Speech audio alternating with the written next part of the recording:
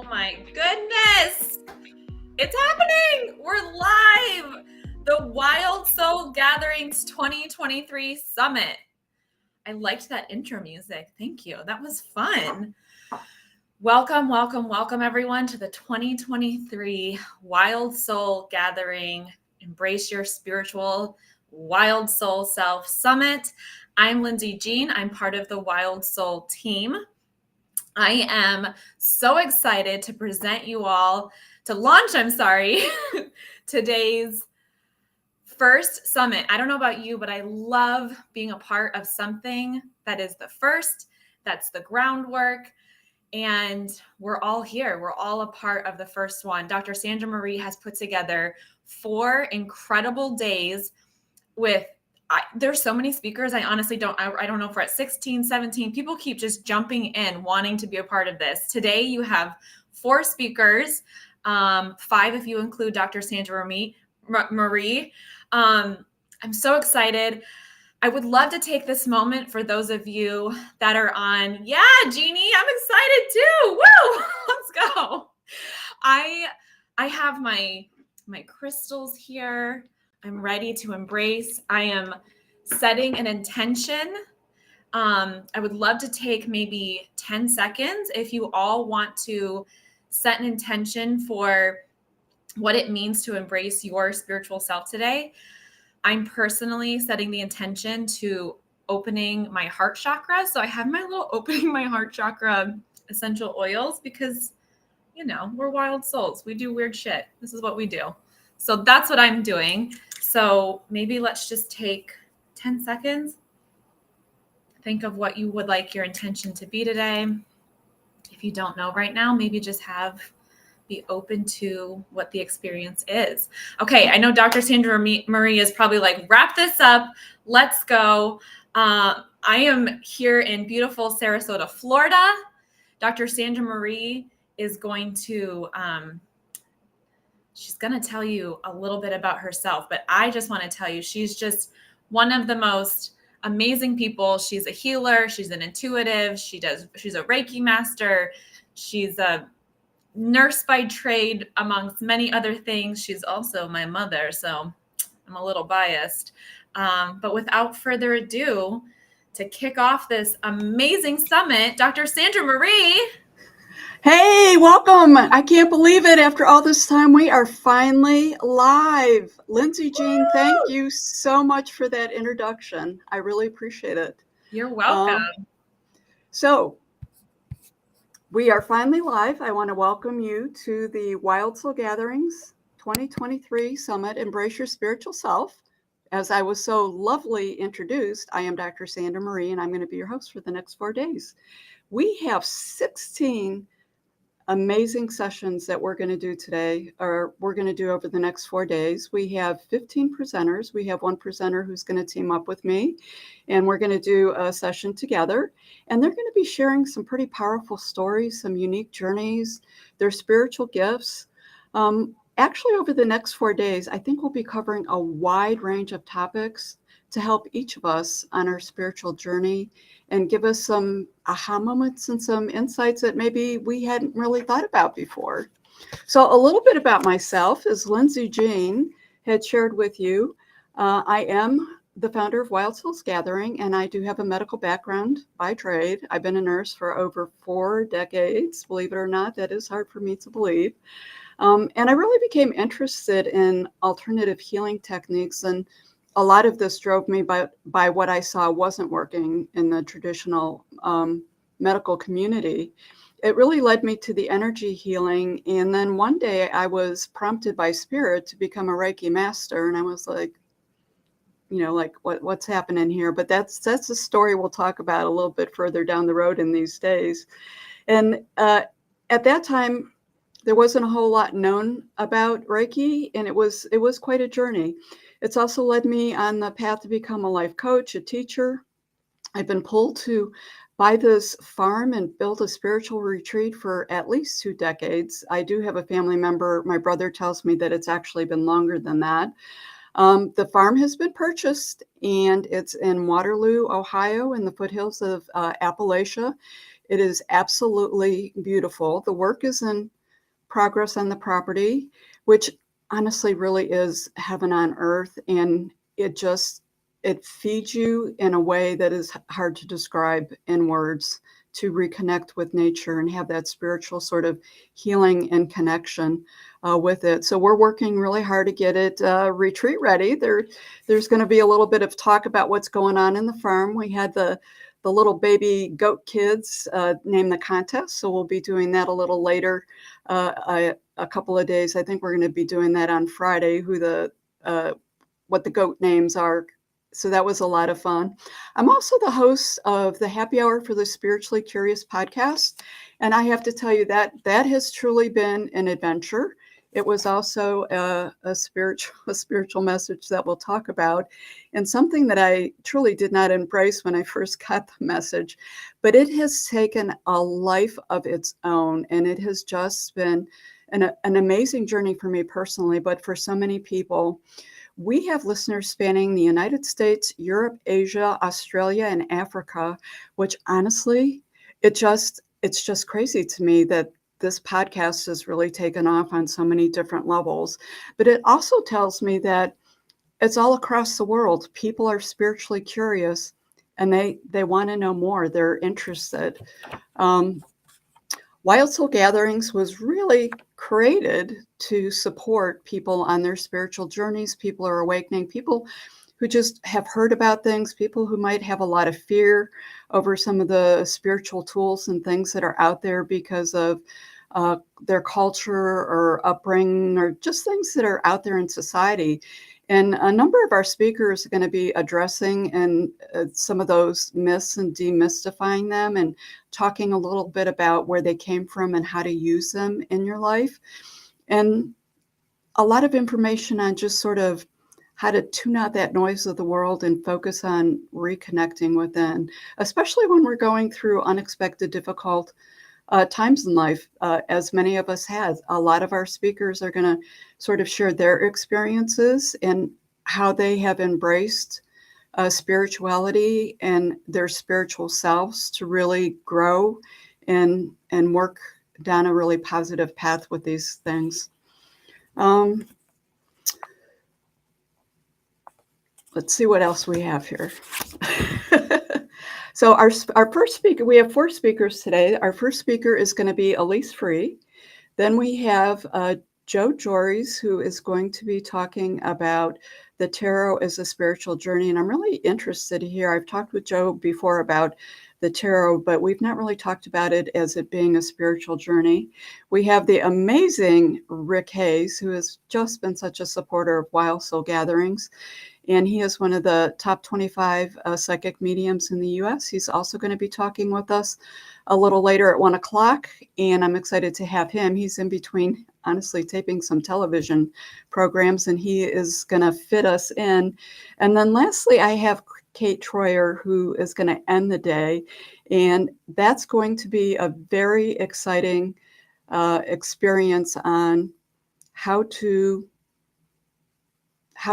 really use our living space to grow ourselves spiritually, support ourselves, and help with our manifestation. So that's going to be really experience. So let's see if we have Elise in the waiting room.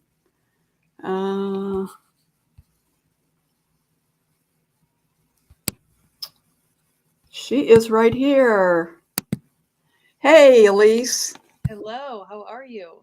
I'm doing well. So welcome to day 1 of the Wild Soul Gathering Summit, and you are our first speaker. Yes, so I'm you honored. you get to launch us off. So a little bit about Elise. She is a certified energy code facilitator. She's a miracle-minded coach. I had a lot of comments about, a miracle-minded coach. I'm liking this. So a little bit about that. And of course, you're a certified deliberate cold exposure guide. So, and that's going to be a little bit about what you're talking about. But I do know that 2023 has been an amazing year of manifestations realized for you. And you have had some incredible synchronicities that led to some, I would say, unexpected opportunities that I would say are opportunities of a lifetime. Right. And I know you're going to talk about the cold therapy, but hopefully we can also hear a little bit about some of these experiences. So welcome to Wild Souls 2023 Summit. Thank you so much, Dr. Sandra. I am honored to be here. And I'm more honored that out of the 3 different topics I told you I could talk about, you picked cold therapy. Because I bet nobody here thinks of cold ice bath therapy as a spiritual journey, as part of an alternative healing technique. And it absolutely is that. And I was as shocked as you are to discover this in a relatively short amount of time. But first, I kind of want to take you back a couple years, tell you a little bit about my story, and then how we ended up here talking about ice baths. In 2021, I started meditating. I made a commitment to myself on January 1st of 2021 to start doing Dr. Joe Dispenza's morning and evening meditations at 5 a.m. because that's what he said. All these podcasts I'd heard said the magic is at 5 a.m. So let's do it. I was going to do it for a week. Then I decided to do it for a month. And I ended up doing it for 2 years. I actually did it this morning, 5 a.m. with a group on Zoom. And really, that was where I feel like my spiritual journey really took off. I was meditating, which led to, of course, breath work and mindfulness and all of this beautiful spiritual journey that a lot of the people today are going to be talking to you about. At the end of last year, after 2 years of spending all my extra time in the morning meditating, breath work, journaling, I realized I didn't really have a good relationship with my physical body. I had not been to the gym. I hadn't done yoga like I used to because I was putting my time and energy into so many more things. And I had heard a lot about biohacking. I had heard a lot. I'd seen stuff on social media, listened to Huberman Labs, Joe Rogan. It felt like everywhere I turned, people were talking about the ice. So in my world, then I decided to meditate on how do I need to be more comfortable in my body? What do I need to do to change my practice? And of course, when you ask, you may not want to hear the answer. And it was so clear that I needed to try the ice. I had never taken cold showers. I grew up in Florida, so I don't even think it would have been possible to take a cold shower, really. I had no desire to get in the cold water, but I just knew that source, spirit, the universe was really nudging me. I couldn't get away from it. So I researched different cold plunges and I came across Morosco Forge. They're based out of Phoenix and I ordered one. Let me take that back. I called. There was a number on their Instagram and I called it and I had this woman answer the phone. And I said, "Well, hello, I'm interested in a cold plunge. Can you tell me a little bit about it?" And she did. And unbeknownst to me, it was the co-founder of the company, Adrian, who never answers the phone.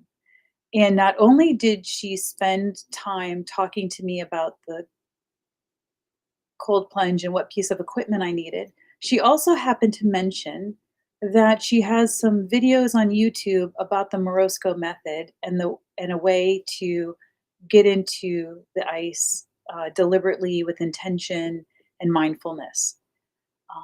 So I went ahead and ordered it. It was delivered on December 18th of last year. So we're talking less than a year that I've been doing this practice. The other cool thing is the first one I got was delivered to Florida, and Adrian's brother happened to be the one that delivered it. And I thought to myself, oh my gosh, is this going to be another failure? Is this going to be another diet I don't stick to, or an exercise regime, or a promise to myself that I don't follow through on? And I'm just looking at this going, man, this was the easy part, right? This was the easy part, ordering it and getting it delivered. So he's setting it all up, and I knew from research that this particular model, you can set the temperature between 33 and 45. So I'm talking and I said, so let's see, let's talk about the temperature. Let's go ahead and set it to 42. And he just kind of looked at me and he goes, no. And I go, oh, come on, let's just do 42. I go, I've never done a cold shower. I've never done this before. This is a brand new practice for me. And he goes, no, we're setting it to 33. You're just going to do it. And I thought, oh my gosh, is this okay? Let's just do it. So the morning of December 19th, I got up, I went on YouTube and I played one of Adrienne's 2-minute ice plunge videos. And I set up my phone and I listened to her, and she took me through a beautiful experience. And I did it. I just did it. I got in, I did my 2 minutes. It was almost robotic in the way I did it. And when I got out, I stood in power pose and something shifted. I was expecting just a physical response, but what I got was so much courage and self-love. It was overwhelming. So the next day, I got up and I did it again. And the third day, I got up and I did it again. And I'm only doing 2 minutes. This is a minimum effective dose practice. Everything that the scientific research at this time says is everything's happening at that 2-minute mark, which I'll get into in a minute. But the one thing I found right away is I went to sign my name on a document, and it was the first time in 20 years that I did not have any pain or numbness in my hand. I had had carpal tunnel syndrome for over 20 years. I sometimes wore braces. It would wake me up in the middle of the night, almost every single night, because you're laying on your hands. I couldn't do the jet ski without shaking my hand off. And I just thought, this is a miracle. Something I've been living with for decades is gone in 6 minutes. It could have been gone in the first 2 minutes, but I didn't try to write anything. So let's talk about what's happening in the cold plunge. Cold exposure activates the body's thermoregulatory response, triggering adaptive changes. It activates the brown fat that is located in the base of our neck. That's why we want to get in to our neck. That helps contribute to weight management, which I'm sure we all love. I have just shedded weight since this without changing anything else. Cold exposure boosts the immune system by increasing white blood cell count and improves circulation.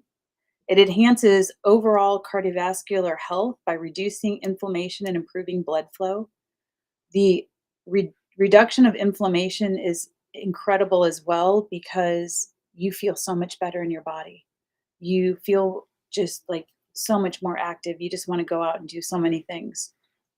It improves mental resilience and focus. Your norepinephrine levels skyrocket. A lot of athletes we've seen in ice baths to use for physical recovery. They also experienced reduced inflammation, muscle soreness goes away. The cold temperature constricts blood vessels, flushing out metabolic waste and toxins, which promotes faster recovery after intense physical workouts. That mental resilience, enduring the intense cold of an ice bath requires mental fortitude. Constantly challenging oneself with cold exposure can strengthen your mindset, boosting mental resilience and the ability to cope with stress. I absolutely found that, and I will get into that a little later here too.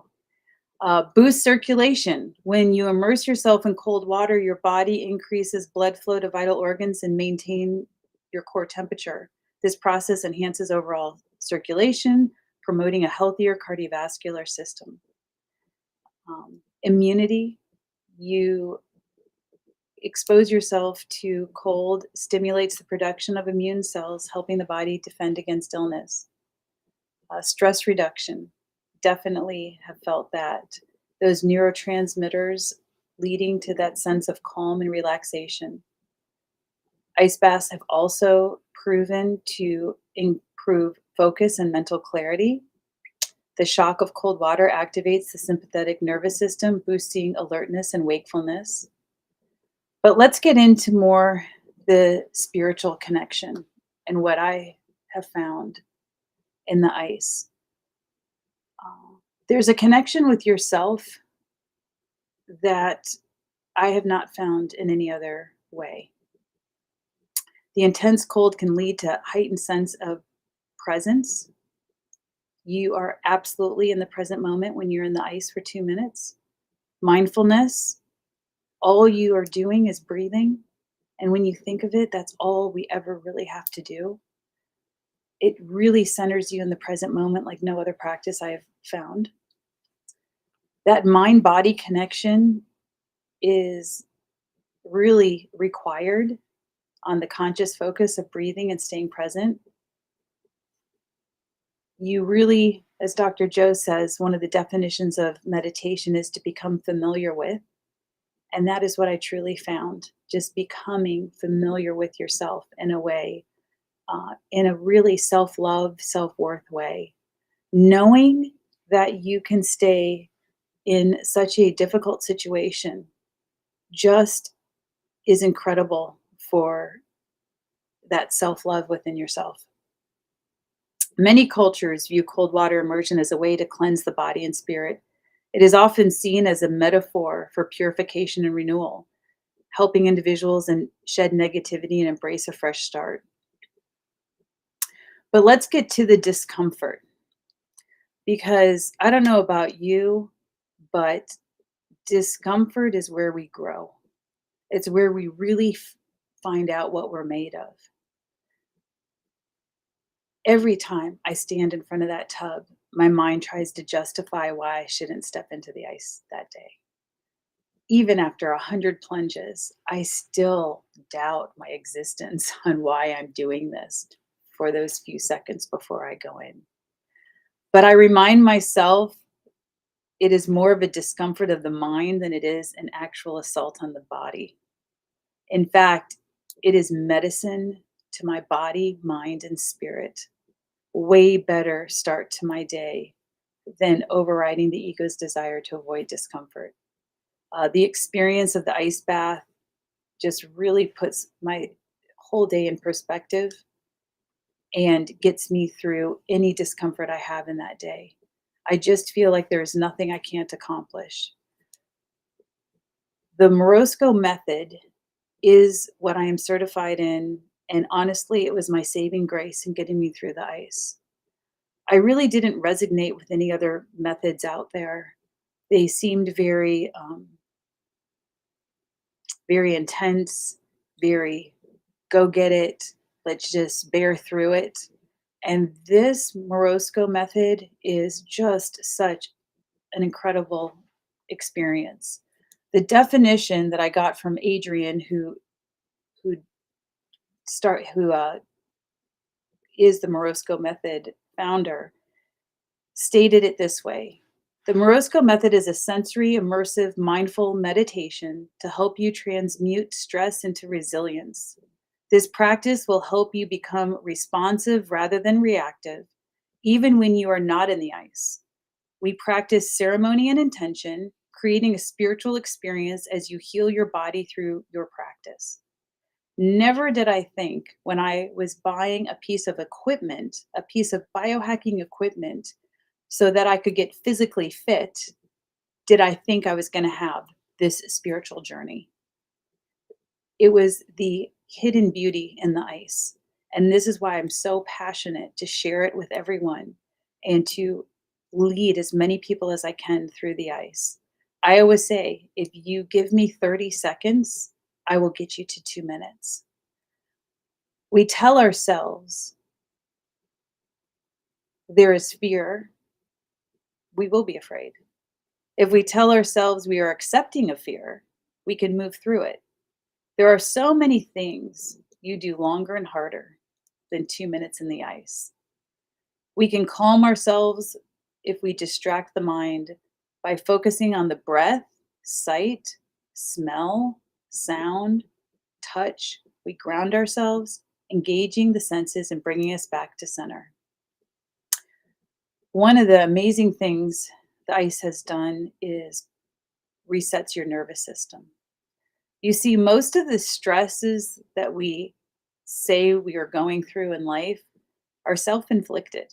It's our reaction to our boss. It's our reaction to our spouse, our reaction to our children. So our body is kind of sitting here going, oh, there Elise goes again, stressing out about this and that. She's so funny. It's not a real stress. So I'm not going to activate her parasympathetic nervous system. I'm not going to drop her cortisol. I'm not going to boost her testosterone. She's just making this up. This is not a real stress. But the ice is a healthy stress. It is a real stress. We constantly are in climate controlled situations. We have food available to us. So there are things that we need to do to put ourselves in a healthy stress. Ice being one, fasting would be another. These are things that our body truly sees as a true threat to our survival, and it puts everything on full alert. The second that I hit the ice, that first 30 seconds is a fight or flight response. Even to this day, I still it takes my breath away, and it takes me a few seconds to regulate.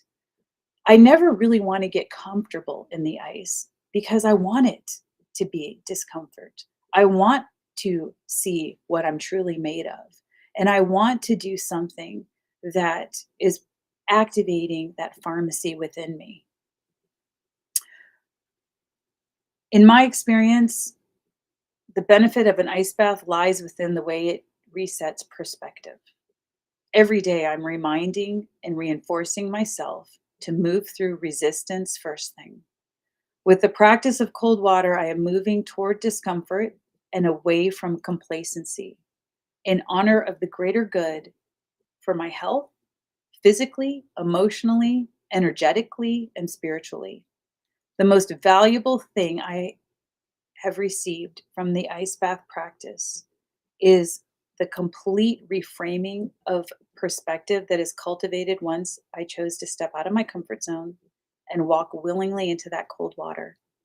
This regular reminder is a gift that allows me to bear witness to the persuasive and all too human quality within my psyche. Whether you choose to call it the ego, as Marianne in Course in Miracles states, the protective personality of Dr. Sue Morter states, or the pain body, as Eckhart Tolle has so beautifully coined in The Power of Now. Reckoning has occurred within you in relation to the ego after you have completed your ice bath. A new frame of perspective is present and guiding you with awareness throughout the day.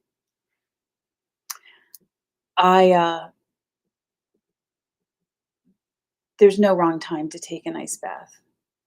I do follow the scientific research that shows 11 minutes a week and 3 to 4 plunges is optimum. Obviously, I own one in both homes, so it's readily available to me. One of the things I love about the Morosco ice bath is it constantly is filtering the water, keep with an ozone system, keeping the water fresh and clean. I filled that up in December. I've never changed the water. Constantly is cleaning it, and it maintains that temperature right above freezing. Our bodies are 70-80% water, depending on what statistic you follow. There is something happening on the cellular level when you get in the ice bath. It's never easy, but that euphoric feeling you feel as soon as you get out is amazing. I'm reading some of your questions and comments here. There are so many benefits. And Jeannie, let me tell you, the more research I did on this, the more I couldn't even believe. There's so many more benefits out there, but I'm respectful of our time. There is a activation of the mitochondria that's happening. There's a hermetic effect. There is a release of DMT. There is actually in the 1800s in Austria, Vincent, I can't say his name, Krisnatz. He actually helped 45,000 people. He started the nature cure movement, which turned into naturopathic. But what he would do is he would take his patients and dip them in an ice bath. And if they turned red, he knew he could heal them. And if they didn't, he knew that they were not getting correct blood flow through their system. So I was wondering if ice does while fasting. Lindsay, I have gone in the ice on a full stomach, and I have gone after fasting for 40 hours. There's no right or wrong time to do the ice. I have people that do it first thing in the morning. I have people that like to do it after work. It is really, it's just that easy. It's just 2 minutes, and you'll get it. You'll get addicted. I promise you. I know Jessica here. I've led her through the ice before. Let me see what else I wanted to talk about. I wanted to kind of give you, after you get into a regular routine, your body will crave it. It is very strange how it's almost like your nervous system is just craving that reset so much that even when you're like, oh, come on, I've done my 11 minutes this week. I really don't need to. There's just something that just keeps pulling you back, keeps pulling you back.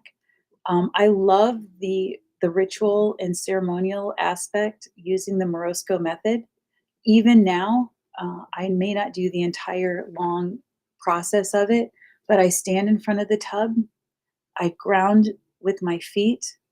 I make sure my hands and arms are laying gently on my sides. I take a couple deep breaths, thinking of a word of intention before I step in.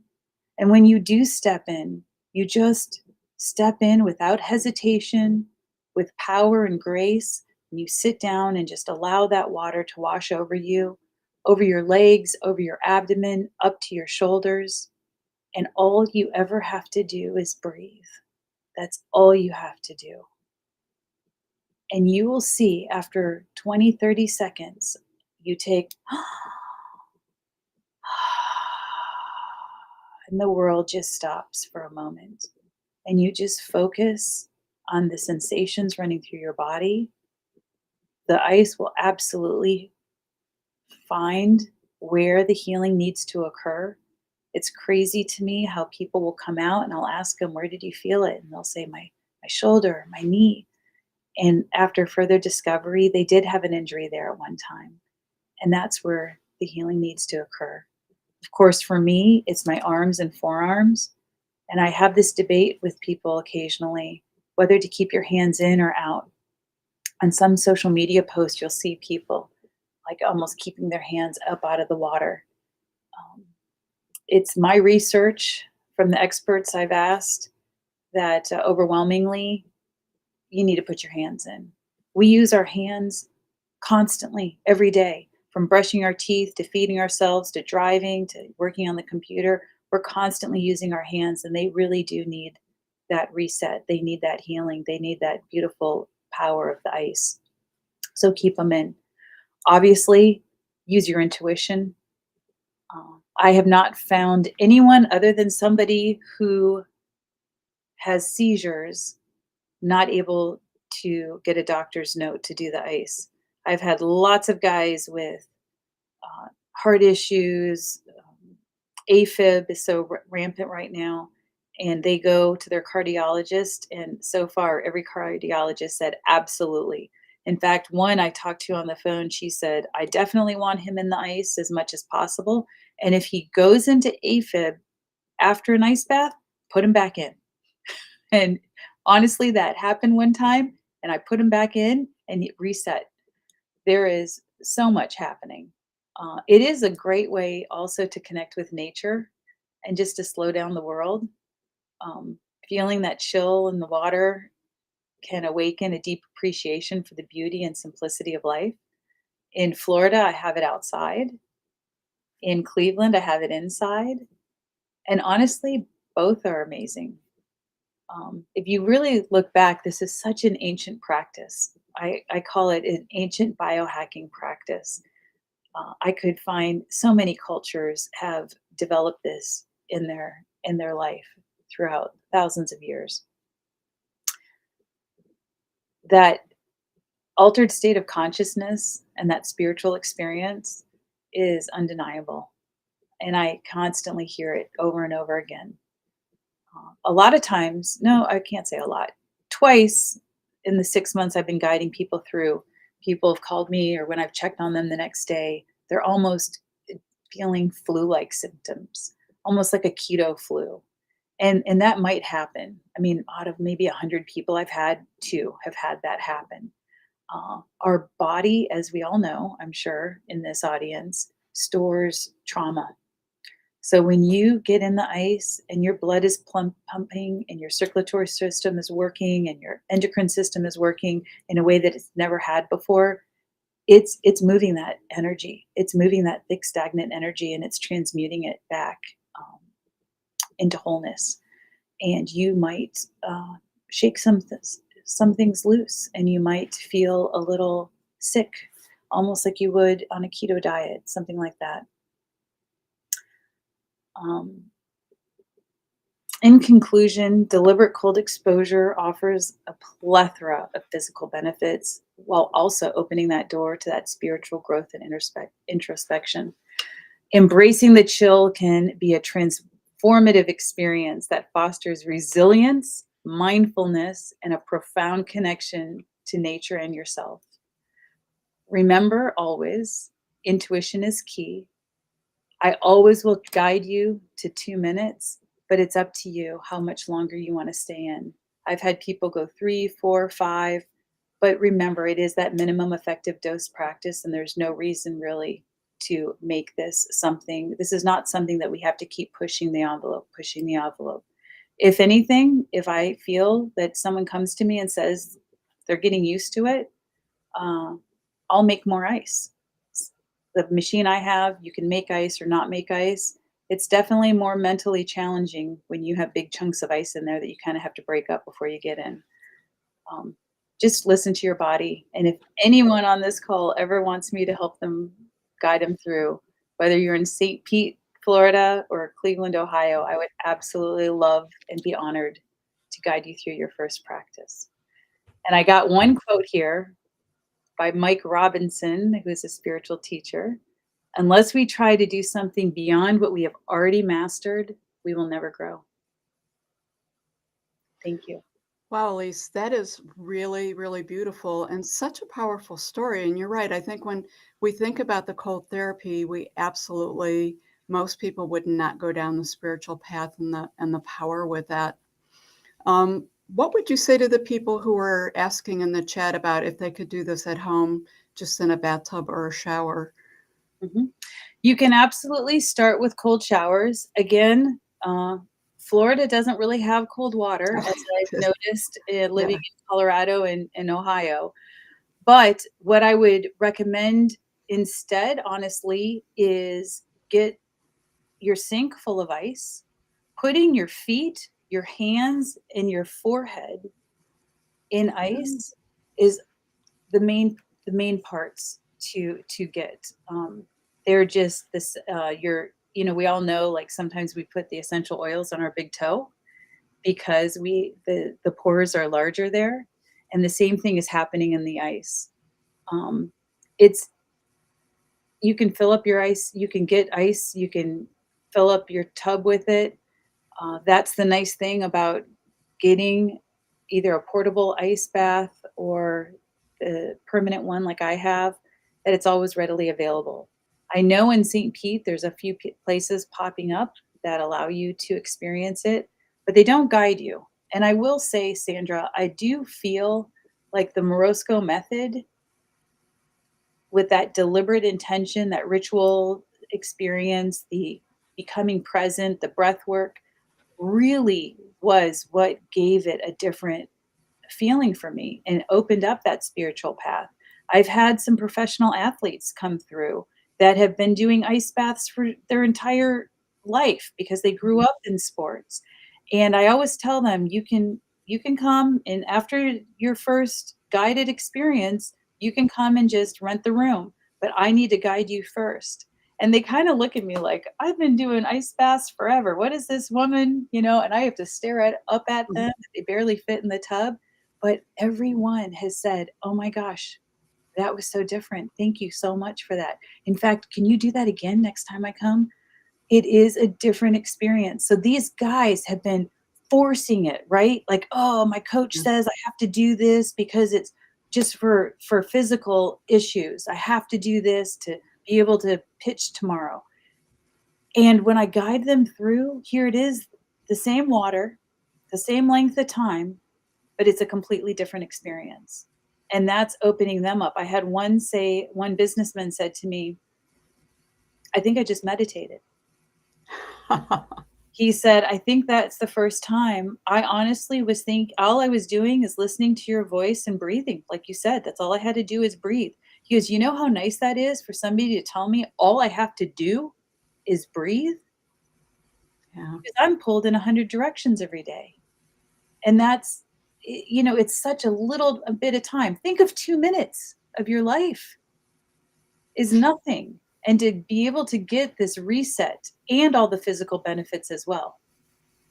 Well, I'll be honest with you. When you were talking and you talked about it was the one time where you are truly, truly present in the moment, because I work really hard with that in my own personal practice and spiritual growth is being present. And it's hard for me. And as you were discussing that, I thought that makes so much sense that your focus with that, because of the environment and what's going on in your mindset, would absolutely put you absolute, that word, yes, would make you 100% present because you're so focused on it.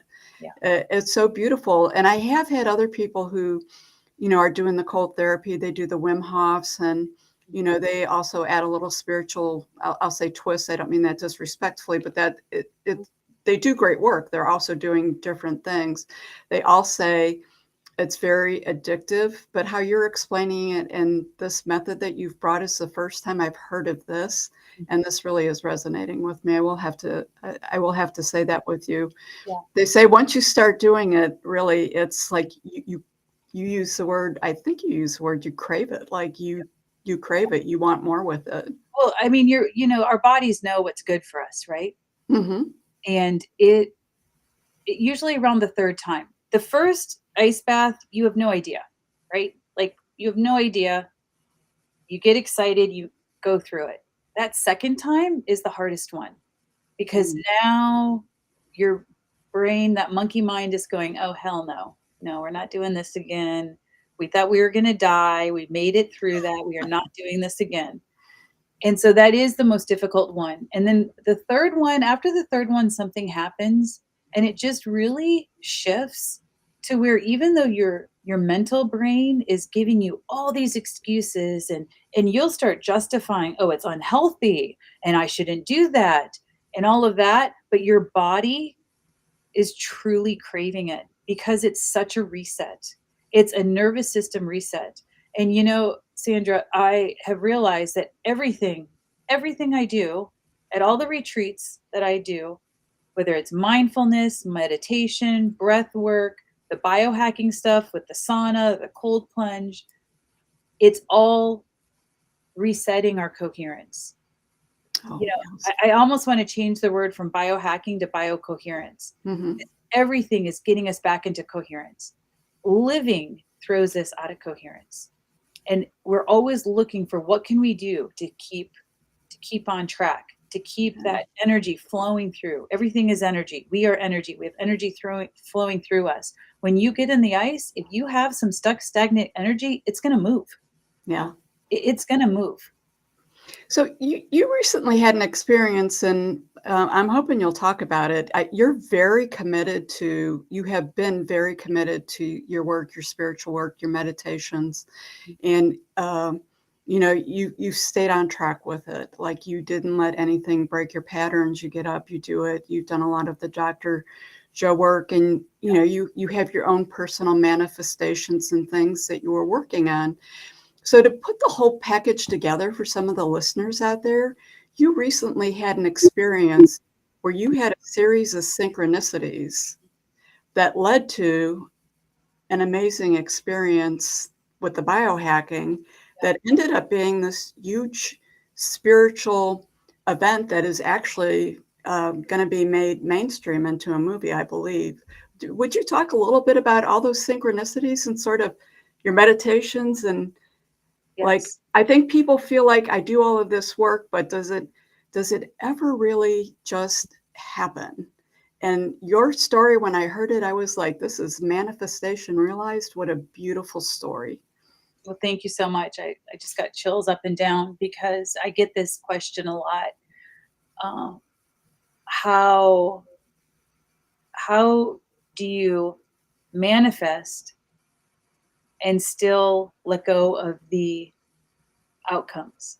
You can't figure out how it's going to happen. Dr. Joe's constantly saying that. You just need to go to the quantum.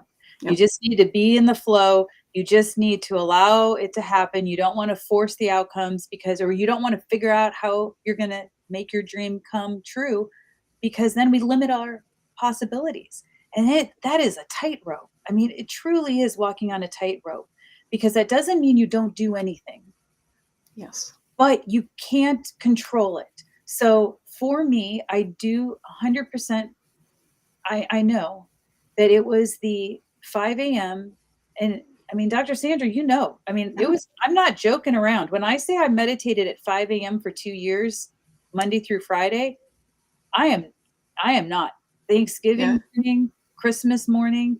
For 1 year, I did it on my own, 8 months, actually, 9 months on my own. And then for a full year, I did it with whoever wanted to join me at 5 a.m. You were always there at 5 a.m.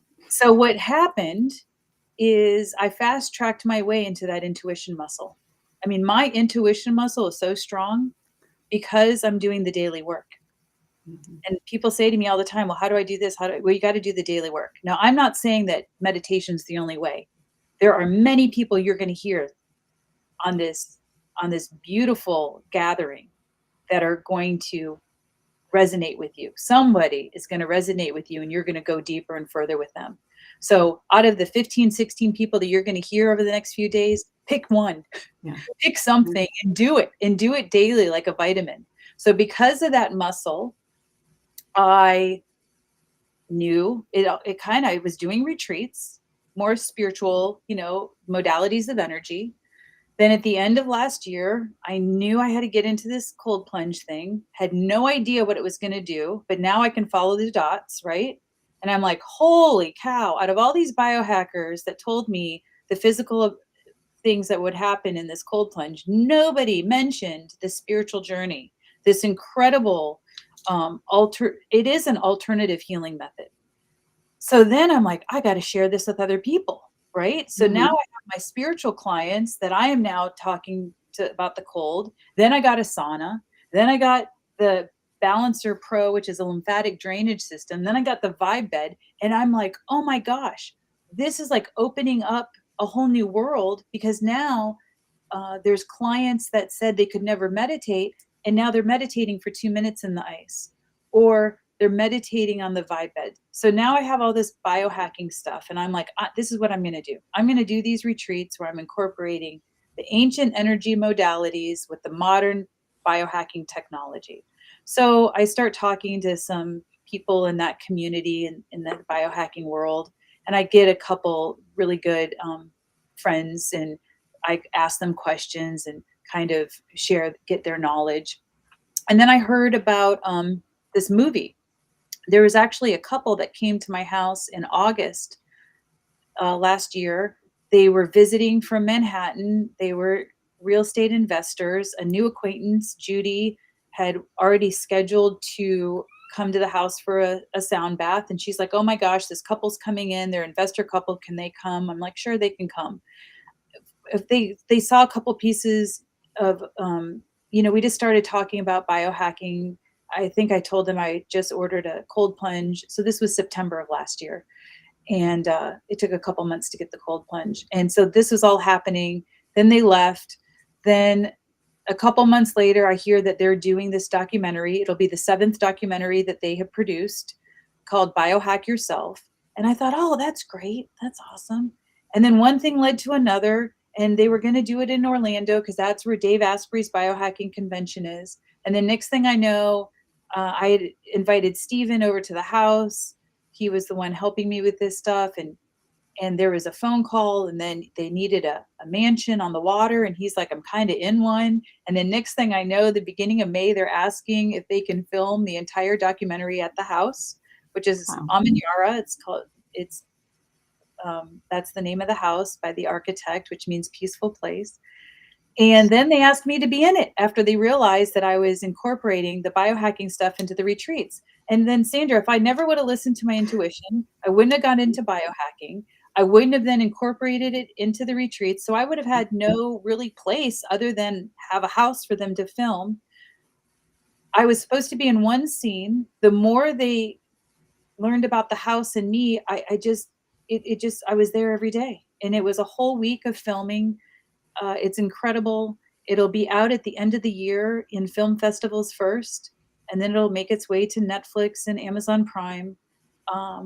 I was blown away at the talent, for lack of a better word, of people from all around the world that were coming in to be interviewed. Yeah. There So are big names. incredible big names, and just so humble and wanting to help. And there's a beautiful community out there. Dr. Carly Letts and Dr. Mark Carney are both from Denver, and they will be the ones that I start doing these beautiful retreats with, incorporating biohacking into this spiritual, beautiful, transformational journey. So for all the Dr. Joe Dispenza people who are out there, I know everyone's not. I tend to assume everyone is, but it's a smaller community than you think. It's just your little small community sometimes. But you mentioned it earlier with when we're manifesting and letting go of the outcomes is the infinite possibilities. Mm-hmm. So you let go of those outcomes, and your infinite possibilities took you in a direction that you would have never, ever dreamed. Right. And what you realized was never a possibility that you would have included in your manifestation because you didn't even know it was available. So when you left it open, it came to you in a very unexpected way. And let me tell you, it's still difficult to do that. Mm. It is still difficult to do that. I don't want anyone out there to think that they're looking at me thinking she's got it all together. She meditates every day at 5 a.m. and everything just flows out. I have my moments. I have my days. And you just got to trust. You just do. And the difference is you just get up and do it again in the morning. Just don't give up, because we don't even know what the outcome is going to be. And I do believe that everything that happens to us happens exactly at the right time for our highest and best good. And just to hold on there, because you're going to have days where you're just embattled and you think it's not happening, because we do still live on this 3D planet. But if I could just give you just a little glimmer of hope that you can just begin again, begin again. And just, I'm so thankful for you for providing this incredible community with this knowledge and these incredible speakers. There are so many. I looked over everyone and I was just like honored to be a part of this. Yeah. And just every person that's listening, you're going to resonate with somebody on this podcast. Yes. You're going to, on this beautiful summit, just grab onto that and go a little deeper. Just grab onto that and just start doing it a little bit. I think when I tell people that it only takes 15 minutes a day to get up before your house, before you have to give yourself that beautiful gift of just time for you, I think they almost think it's too easy. Mm. They want me to say, okay, if you want to be like me, you are going to have to get up and do 3 hours of meditation and an hour breath work, and then you're going to have to do this. And then they think, oh, well, I don't have time to do all that. So that's okay. Never mind. I guess I'm not going to manifest like that. It's really that as easy as start with 15 minutes. And I say start because you're going to love it so much. You're not going to want to just do 15 minutes. Right. You're going to automatically start waking up. I don't set an alarm. I didn't. I mean, no joke. January 1st, 2021, I set an alarm for 5 a.m. By day 3, I did not have to set an alarm. I was waking up before my alarm went off. And that hasn't stopped. Wow, that's beautiful. Such important words. And you're right, in our society, in this 3D gig that we're in, we are a bit programmed to think, we have to grind and work hard for good things to come. And that's just not the way it is. Now, we're going to do the Q&A on Saturday and Sunday towards the end of the day for people to really interact a little bit more. You were going to be available on which of the days? Whatever you need me. Okay. I think I have you for Saturday, I think. I'm Perfect. not exactly. Okay. Well, Elise, I want to thank you. You have a great day. I know that you're in the middle of celebrating an important family event and that you took time away to join us to do that today. So I'm very honored. And we will be seeing you over the weekend. Thank you. Yes. Thank you so much. It's an honor to be here. Thank you. Okay. Thank you. Okay, wow, that was just such a great presentation by Elise, and it's a topic that a lot of people aren't really familiar with. So it's another tool that people can use in their growth, and it's so multidimensional. It's very layered. Next, we're going to have Geores up, and he is actually sitting in the green room. We have, I think, 4 minutes till the next. Till we're going to have Joe go live here. So what I'm going to do is actually put up a little break. So those of you who need a glass of water, something to drink, something to do, you've got 3 minutes and we will be back and we will be talking with Joe Geores.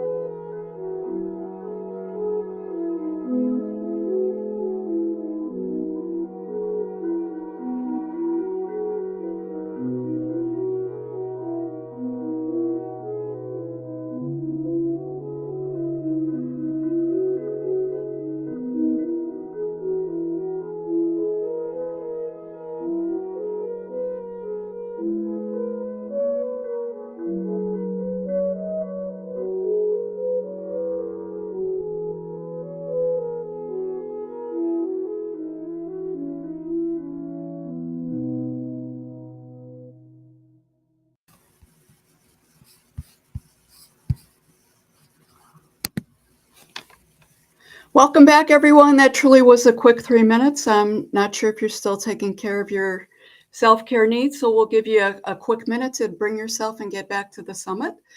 Next, we have Reverend Joe Geores. He is a master tarot card reader. Joe is a really gifted medium who brings an eclectic background to the spiritual path. He's been working and teaching the tarot card for over 3 decades. And in addition to doing tarot readings, Joe works with the pendulums. He does Reiki. He's a trance medium. And he uses that all with, he uses all those different tools when he's working with clients to provide guidance and insights.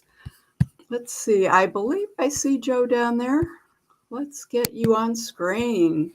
Joe, how are you? Welcome. Wow, I am excellent. Thank you for such a gracious and unbelievable description and introduction. Thank you so very, very much.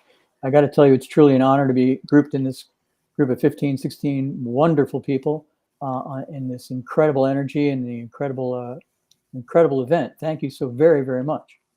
And thank you all you people out there, because just like my readings or my channeling, this is all about you. It has very little to do with me. Those things have very little to do with me. It's all about you guys and your energy and your support. So thank you all very, very much before we go any further. Yeah, no, that's really important, Joe, because the reason we're doing the summit is for everyone out there and to help and support and make a difference.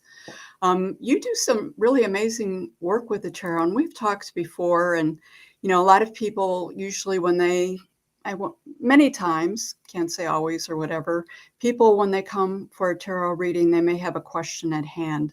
And I know for you, it's a lot more. There's a lot of, you talk about the healing energies of the tarot. You talk about the tarot being a spiritual journey. So that is the first time I've ever heard that frame. So I'm going to let you run with that a little bit, if that's okay. Uh-oh. No, thank you so very much. I think it is a spiritual journey. First of all, it certainly was for me. And I think it is for everybody I've ever read for, everybody that I know. And it's kind of very cool. It's one of those journeys and things that's hidden in a way, because you don't expect it. You don't think about it. We tend to think of tarot as a fortune-telling tool. Oh my goodness, tall, dark, and handsome, whatever numbers, that sort of thing. But it's so much deeper than that and goes so far back in time, and is in a lot of ways very intertwined with human existence for a very long time. And having said all of those very powerful things, everybody looks and goes, oh yeah, really? And I say, yeah, because let's start out with a definition of what is tarot. Tarot actually is a form of something called cartomancy. Cartomancy is the use of cards, little pieces of paper, whatever have you, with symbols on them, to connect to spirit. Right about there, one would say, tell a fortune, but it's really about connecting to spirit, opening up your juices to be intuitive, to get that inspiration, to be connected.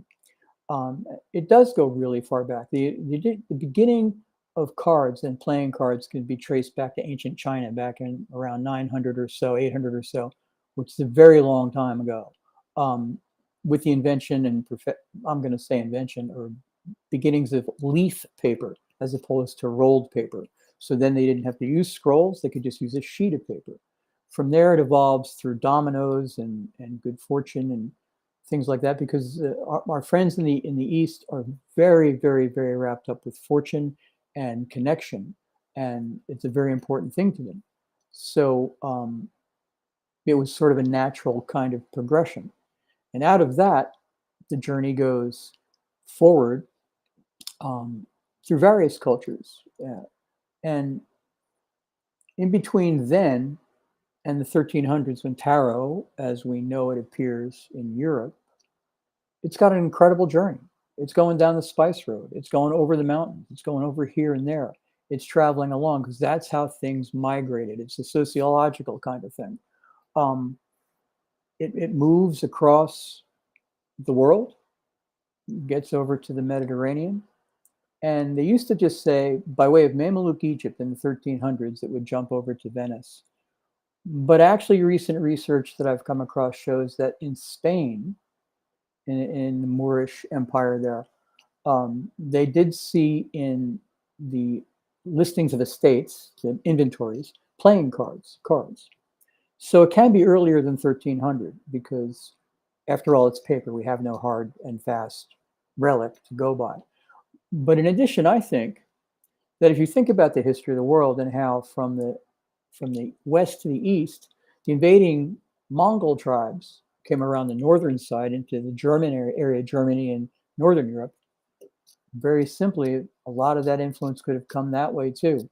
Why? Well, because they're armies, but they're really moving cities, moving countries. They have, of course, the soldiers and things, but they've got the artisans and the technicians and the families all traveling together.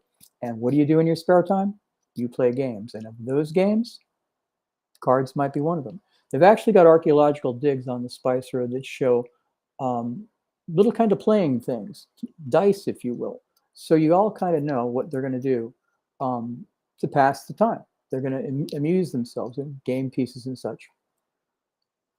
But we come back to connecting to spirit. It's the imagery. It's the symbols. Mankind has been using symbols for such a very long time to connect spiritually. How long? Well, cave art goes back at least 40,000 years. And there's scholarly work that talks about cave art in connecting to spirit, trying to make sense of the world they've got around them, that kind of thing. You know, because that's what we're all here to do. We connect and get some guidance and stuff like that.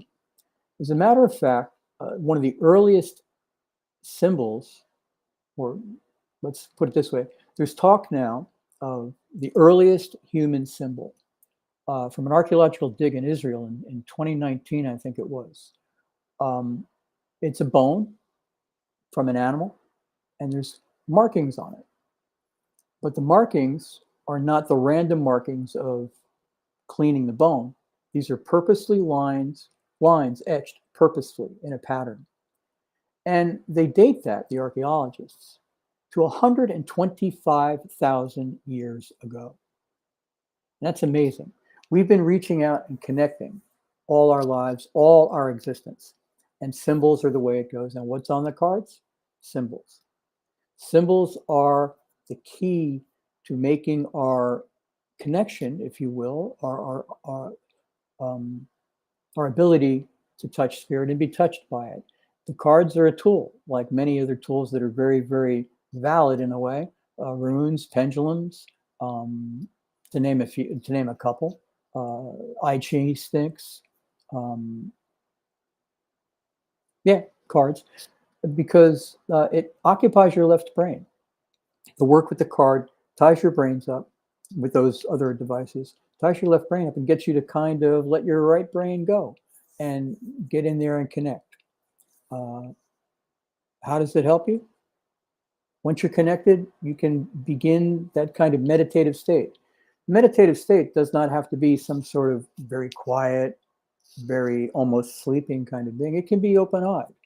You can be meditating on a card or meditating on an event or meditating on a flower or anything and get that touch going, you know.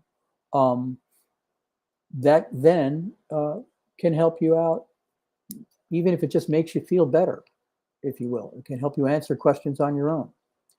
Some of the symbols on the cards, in the history of the cards, actually, we go through back to Europe and we get to something in the 1400s called the Visconti Sforza deck. Why it's important? Well, it's the first deck they really had, first, I think, complete deck, or the first deck they had to work with, and it's in a couple of museums around there. Why it's important? It was a gift at a very special event in Italy, in Milan, by the Visconti and Sforza. Thank you for that comment. I'm not being rude, but I have the comments over here on my right-hand side, and a comment came up, and someone has said, I'm already learning that I might be making meditation harder than it needs to be. And hey, we're all trying to be successful.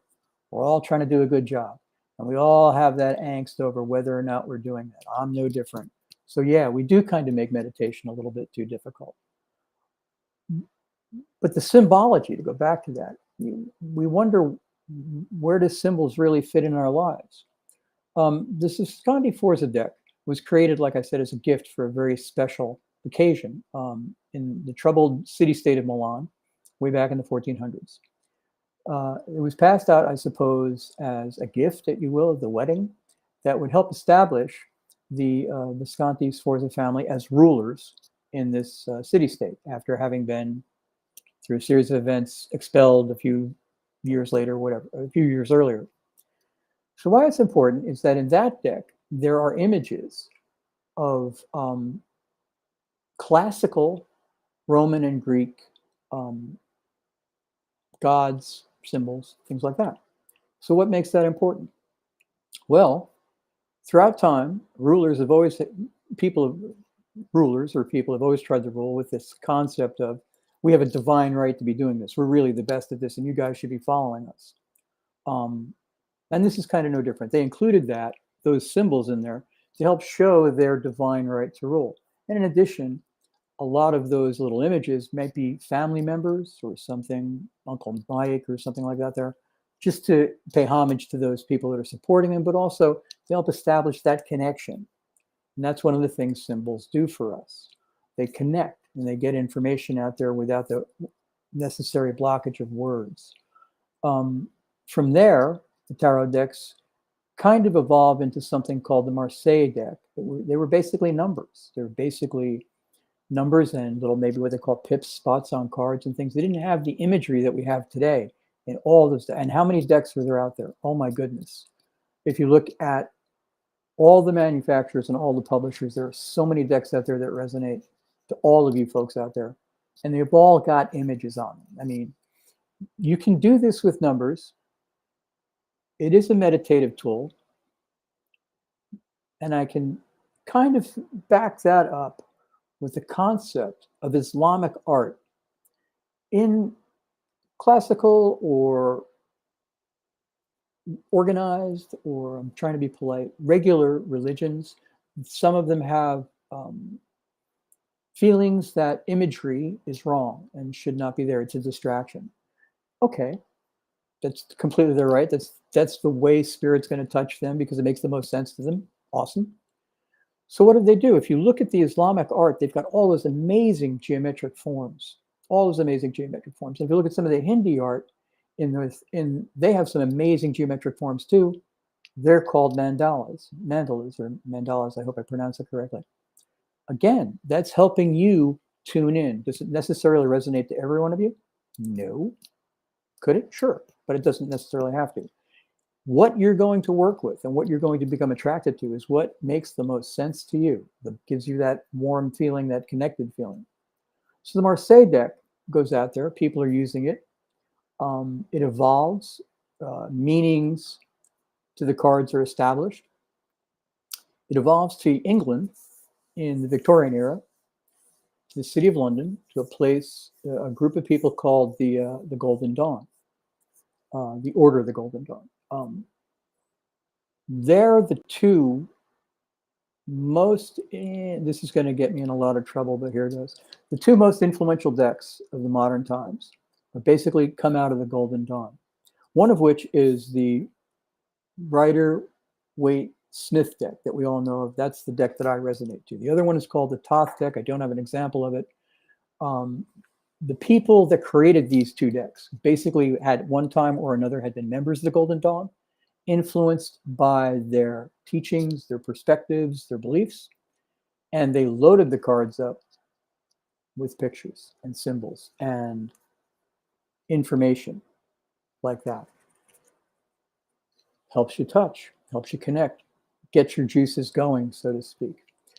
The reason I say they're most influential is many of the cards that have come out since then have been influenced by what Pamela Coleman Smith and Lady Frida Harris did with the artwork on those cards.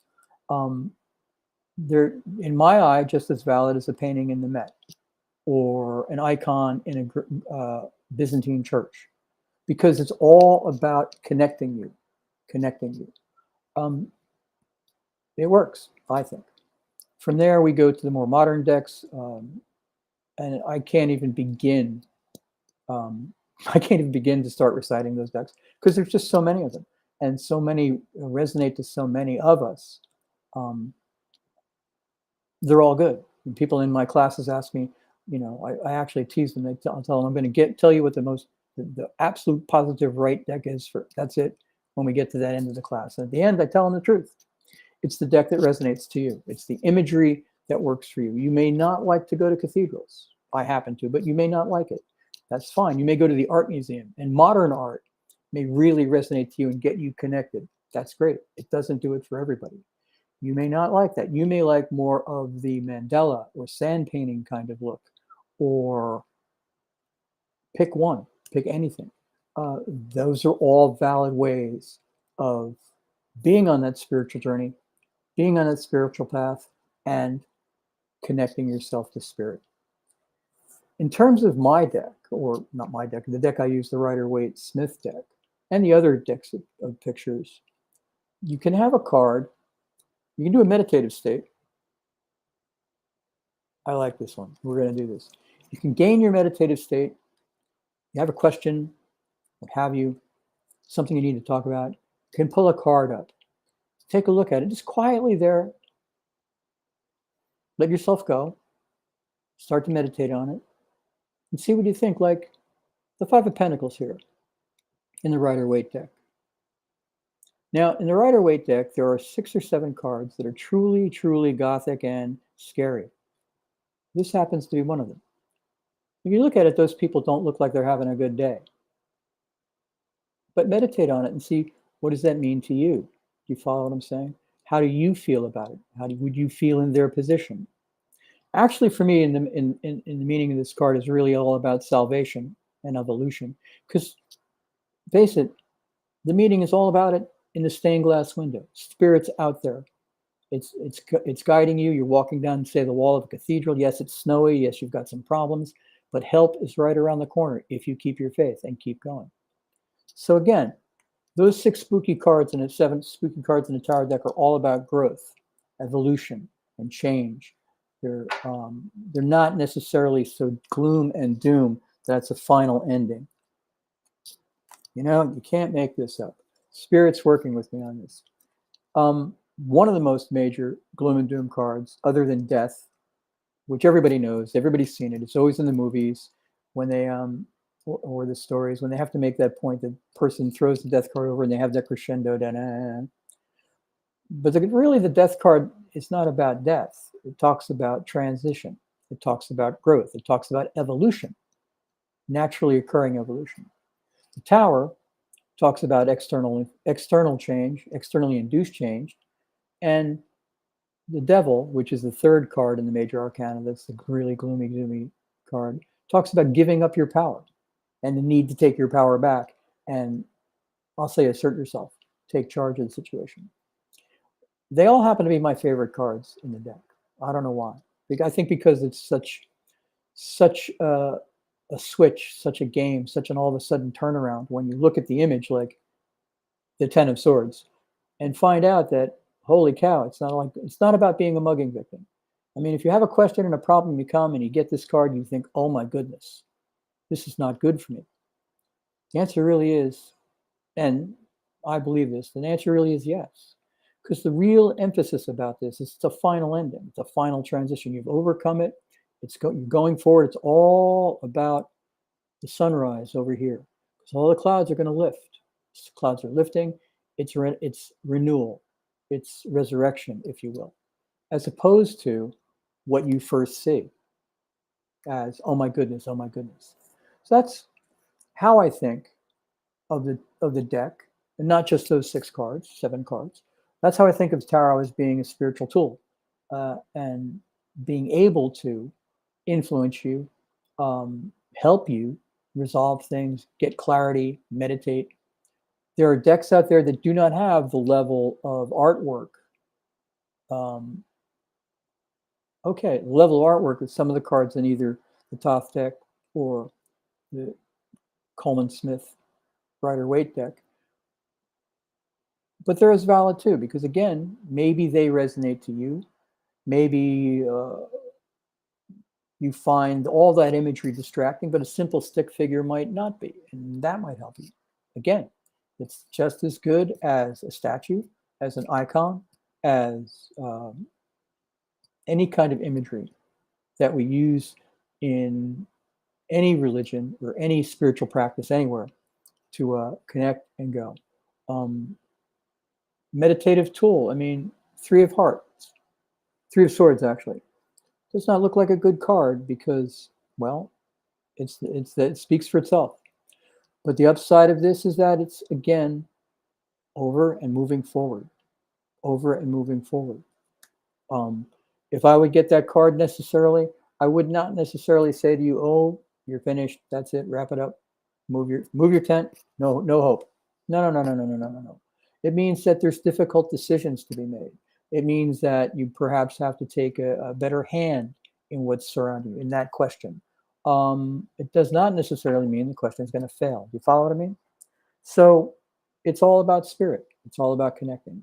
You could look at that card with the heart and the swords in it, and maybe you have something that's breaking your heart or weighing heavily on your heart. How do you feel about that? How would you correct that? What would you do? Is the question. How do I feel? What do I think? And moving forward that. It doesn't have to be a 2-hour meditation. It could be a 30-second one. It could be a 2-minute one. It's giving yourself the time to connect, giving yourself the time to take a deep breath and see that the door isn't closing. Actually, the door may be opening. And that sort of thing. I see Sandra's back. I am back. So that's really interesting how you're explaining the cards, because I'm like one of those people who would pick some of those cards and think, uh-oh, what's going on? And one of the things that you have told me in the past is when you pick the card, where's the first place your eye goes to? Because perhaps that's the message in the card versus that bigger picture with it. But one thing that I find about the tarot is it really attracts a lot of people and they have a lot of interest to it. But I've talked to so many people over the years that are just afraid of it because there's some kind of ominous unknown of like some dark energy voodoo to it. And, you know, after I've learned more, and especially talking with you, it's just the opposite. So what would you say to those people who truly are just afraid of it for some kind of darkness or dark energy, or you know what I'm talking about, right? Yeah, totally. I'm about to explain. I'm about to give my explanation of maybe why that is. Sorry I jumped in. No. This is great. There is that feeling, yeah. That's why they give you that crescendo, and they use it so well as a imagery in visual art to get you to go like, oh my goodness, the hero's not going to make it, or what have you. One of the cool things about tarot, from the very beginning, going all the way back down the Spice Road and bumping back up into the 900s in China, is that it evolves. It's constantly changing. It's constantly growing. And we can't help that because it's a factor of society. It's a factor of culture. For example, like I said, the Rider-Waite-Smith deck and the Thoth deck are very influential decks.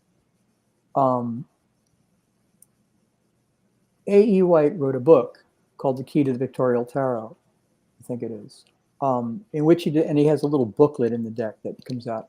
And if you read the description of the cards, you're going to get a really creepy gloom and doom kind of feeling. Oh my God, a lot of it's like, oh, if card's inverted, you're dead. Forget it. Just give it up. And well, why is that? Everything is a product of the culture and time it was created in as a start. And if you look at 1910, 1911, what was going on in the world and in England, there was a bit of gloom and doom at the end of the Victorian era. And it was hard times, industrial revolution, lots of poverty, things of that nature. And that would be the way they would look at things. You know what I mean? As we evolve, it's a great place to start an understanding of the cards, but it may not be the one you want to use. As we evolve now, maybe we see more things, more color, different meanings today than in the Ten of Swords. Forget about it. You're not going to get anywhere. You know what I mean? Mm-hmm. So that's the evolution of it. I would caution them to say they're really not that spooky. They're really not. Because, again, you have to understand, and by getting that understanding, I think it would change that. You have to understand that those 3 cards in the major arcana, that no, it didn't. I was about to say I'm going to cut the deck, and if that card's there, I'm going home. That's it. But anyway, I could scream through the deck maybe and pull one out. If you look at, say, the death card, yeah, it's death. There's a big word on it that says DEATH, death. And you're like, oh, goodness, that's not good. But yeah, you know what? Death is a state that affects all of us. It's an evolutionary state. It's a transitional state. It's growing. It's moving on to the next level, if you will. Do you know what I mean? Happens to all of us. And in that imagery there, it's there now. Because we have that preconceived notion of the word death, maybe, we jump to that conclusion. Oh my goodness, it's not that great. But no, I mean, because here we go. Whoops. Hopefully you can see that. It's the death card. They're making no bones about its death. Look at the guy up there, a crazy looking flag. But it talks about evolution. It talks about it affecting all of us. Look at all the people there and the sunrise. Whoops, right there. Sunrise is all about the new beginning, coming again. That which you do not need is behind you, and it's all about the future. It's all about growth. It's all about yay. Do you know what I mean? Yeah. Oh, yeah. I think I shared with you, I pull the death card a lot, and I usually am excited and happy when I do, because I know it's the ending of something and the rebirth of something else. Yeah. I mean, if there's a difficulty, the major arcana is the soul's journey, up and down, over and around, through life. Various challenges, high points, low points, and center. It gets to a card called the World, which is the 22nd card, because one of the cards is a 0. It's actually the 23rd card in the row. It's a great card. Everything is there. You've completed the journey. And if there's, as I say about the World when it comes up in a reading, if there's one thing, there's like a bad side to the World, it's that you get to take a deep breath and start again on something else and start a journey over. But it's not a bad thing, because it means you've evolved. It means you've put things behind you. You've overcome the challenges that you've been given, and there you have it. You know, it's not about necessarily being scary. Some people find a lot of benefit in the Thoth deck that I keep mentioning, which I do not have a copy of. Some of their imagery is a little stronger than Pamela Coleman Smith's. So, you know, it could be thought of as a little bit, you got that gloom and doom, Gothic, if you will. Gothic influence is a great way to put it in some of these decks. And from there, you know, it might have been a selling point. It just is what's the word I'm trying to find? A misunderstanding on your part, and, you know, a kind of a jump to conclusion thing. I don't think, maybe, I don't know if the Marseille decks, Marseille family of decks, which basically numbers and medieval images, would have that strange, bizarre, negative feeling. It might be there, but I think it might be more subtle. I don't think there's very many images in those line images that would be that influential. Yeah. Oh, they still have the card Death, Devil, and the Tower, or maybe cards that take their place, but they have that downside type of thing. I and think there was also. Oh, go ahead. I think a lot of it is just what you said before with media, and how the media has sort of used it in the movies as that thriller excitement hook with it, and it's sort of gotten a bad name of that black magic or something like that with it. And in Europe, let's not forget, I don't want to make any enemies here, but in European society at one point, there was this movement that some of these things that you might call local culture, not of their particular group, were bad and wrong and evil, and you shouldn't do them. And they played that card very heavily in their growth of their own institutions. So that might have had a lot to do with it. You know, over time, you've heard nothing but these are bad, don't do that from the authorities. And, you know, it just sort of becomes a litany. It becomes like an urban legend, maybe, or it comes like truth, whether it is or not. That makes sense. So what I love about it is it's actually a spiritual tool, and it's really getting that message out there of how do you use it, how do you leverage it, and it's really a way to connect with spirit to help you on the journey. So you had mentioned that people like they can use it actually for self-healing and on a healing Oh yeah. level. What would that look like? It would have to do with that overcoming kind of thing, that fear or questioning. You know, you can use these images to say, how does this make me feel? You don't have to like create 50 questions. You can make it simple. You know, I'm troubled, I have these thoughts, I have a breakup, I have a challenge, I have what have you. Let me pull a card, and you know, maybe cut your deck, and you get, I'm going to leave these ugly, horrible. You get, okay, I have a question about something going on, and I've pulled, say, this card, the Seven of Swords, and just sit there, see what happens. What's going on? Can you identify with anything in there? How does that make you feel? Swords are tools. You know, maybe you do have the tools to overcome what you're doing. Maybe you can move forward. You know, maybe you keep looking over your shoulder, but maybe you don't have to, because you know those other two, they're kind of protecting you from back there. So maybe it's not as bad as you think. Maybe you can move forward. You follow what I mean? Yeah, And that was just a quick burn on energy for maybe somebody on this call or me. I don't know. But that's how you would do it. You know, you don't have to have necessarily a pre-recorded list of questions that someone has said, these are the questions you need to ask. No, you know the questions you need to ask. I don't. You know what I mean? And it's more helpful. So you could just come in for a reading and perhaps just, I want a reading. I don't even consciously have a question I'm trying to ask. And then the cards would just sort of bring some of that to the forefront. How do you incorporate your mediumship and your dowsing work with your tarot reading, or is that sort of separate, or does it interplay with each other? It interplays with each other. I have very little control over it because they're guiding me now.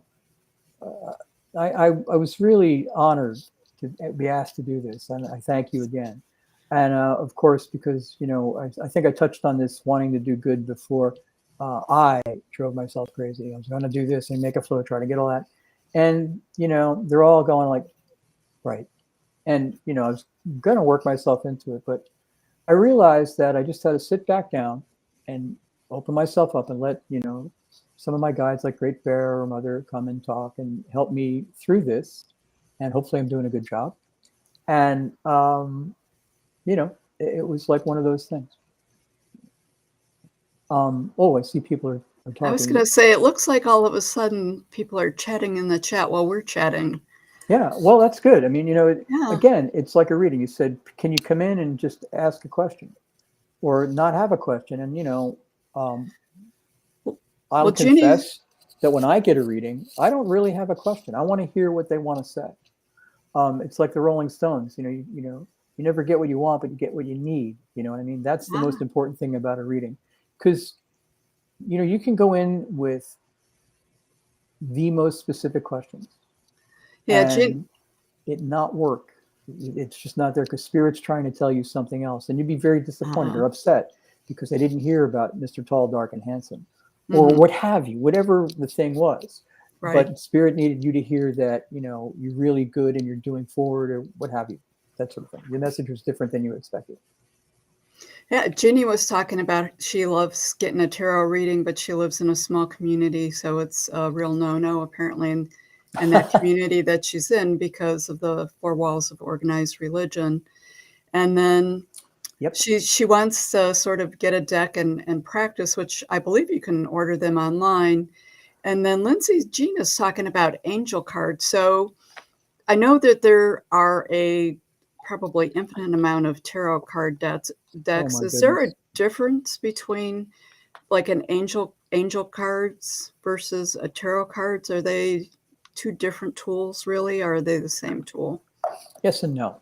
Yes, they're cards. So they all fall into that family of cartomancy. Mm-hmm. Yes, they're different because angel cards, while full of symbolism, because I'm familiar with some of them, some of my friends do angel cards, they're great. Full of symbolism, it's a bit different than what you would find in the tarot family, if you would, tarot influence decks. There are some scholars out there that say, like, because of those two decks in the 1900s from London that I keep talking about, all these other decks have kind of evolved, many of them with that layout and format, if you will. So a lot of the angel cards that I've seen, some of the angel cards I've seen, really don't have that format. They have a different format. Totally valid, totally works.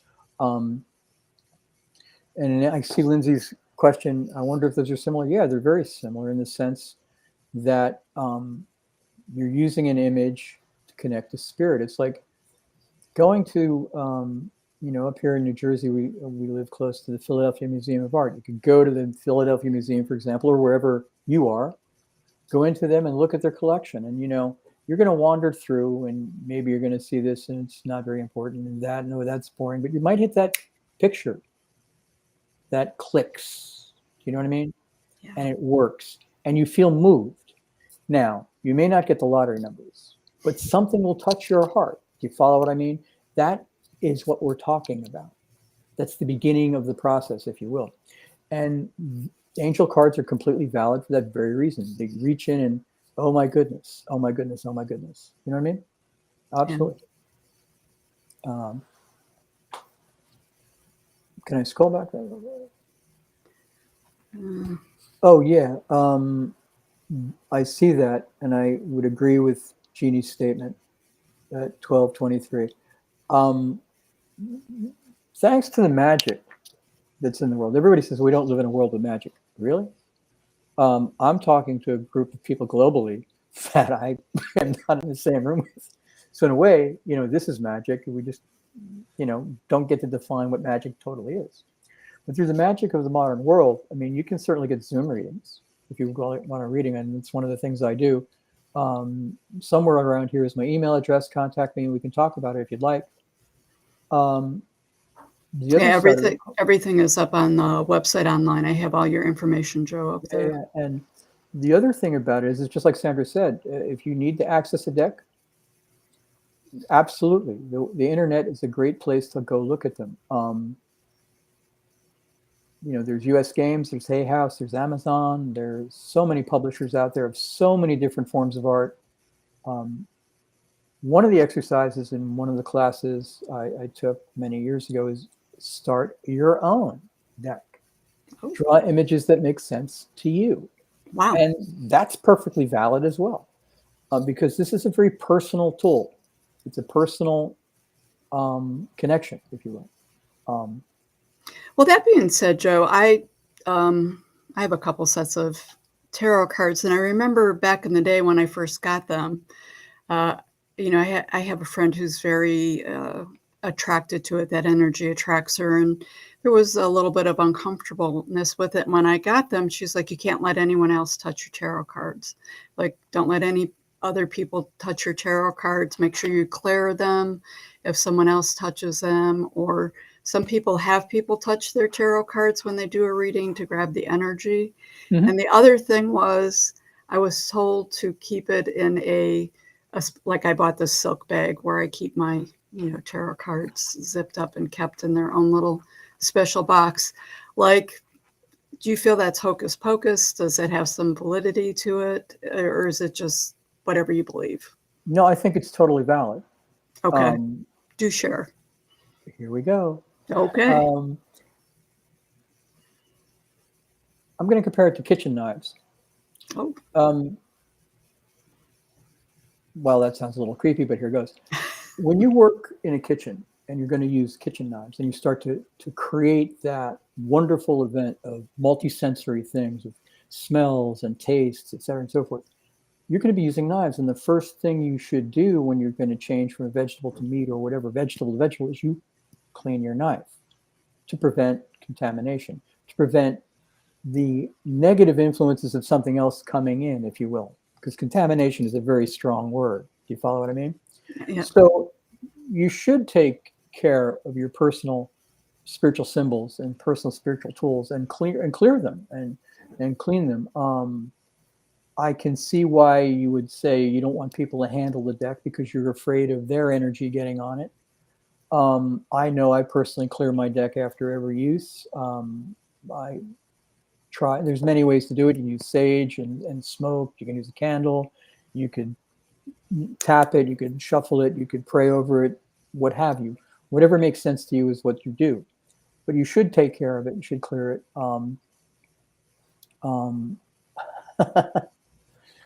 I got to stop looking at the words.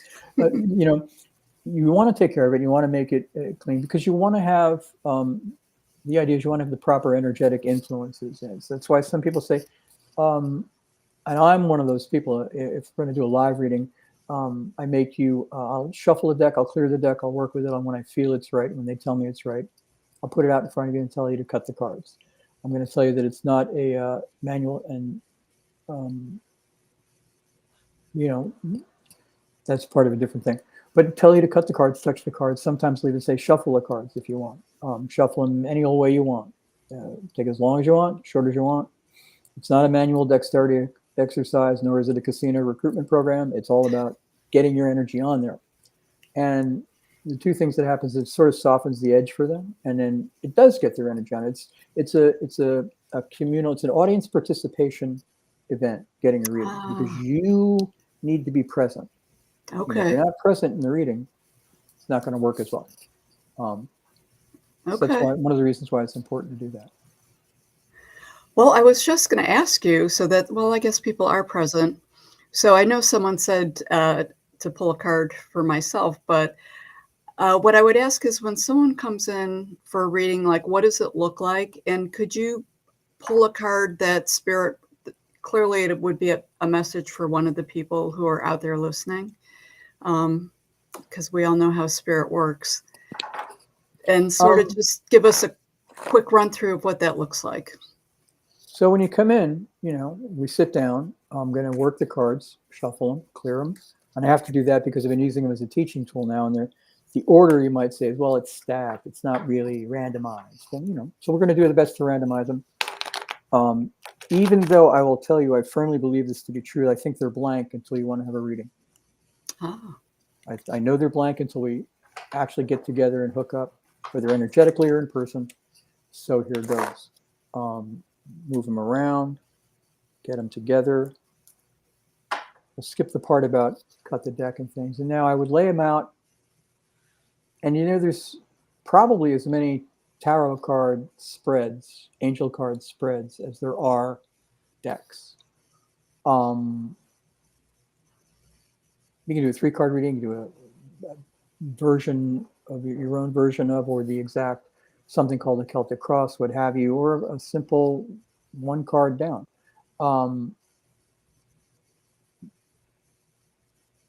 They're telling me to just cut the deck. Okay. You asked me, is it meditative or is it channeling? Well, my guides just told me to just cut the deck and stop talking. So here goes. The Hanged Man, Major Arcana card. Major Arcana is great. It talks about soul's journey. It's things on a DNA bedrock level of what goes on. Some people have called this a traitor because of history. I'll just leave it at that. But it's not that. If you're going to, it's about having the fortitude and the courage to go your own way. What makes sense to you? Do you follow what I mean? If you think that it's beneficial to you to hang upside down by the side of the road, then by all means do that. Do you know what I mean? Follow your truth and follow your heart, because, you know, he's connected. That nimbus there is one of those artistic symbols that symbolize the connection there. What about the 4? What about the 4? It's about, there's also the idea in the way the legs are shaped, if it's a 4, it's all about stability that comes from having that strength, having that, I'm going to keep the word strength, to go your own way, to believe in yourself. Do you follow what I mean? go with that. And there's some good fortune in that too. There's good fortune in that 4 energy with the Eastern influence on red as a very fortuitous color, and the calming blue. So yeah, for the group, I think there's a lot of ability, a lot of going your way, having the faith in yourselves, and there's some calming and some abundance coming, and a good connection. And I'll leave you with that. Okay. Someone in the comments said you mentioned something about a traitor, and then you briefly skipped over that.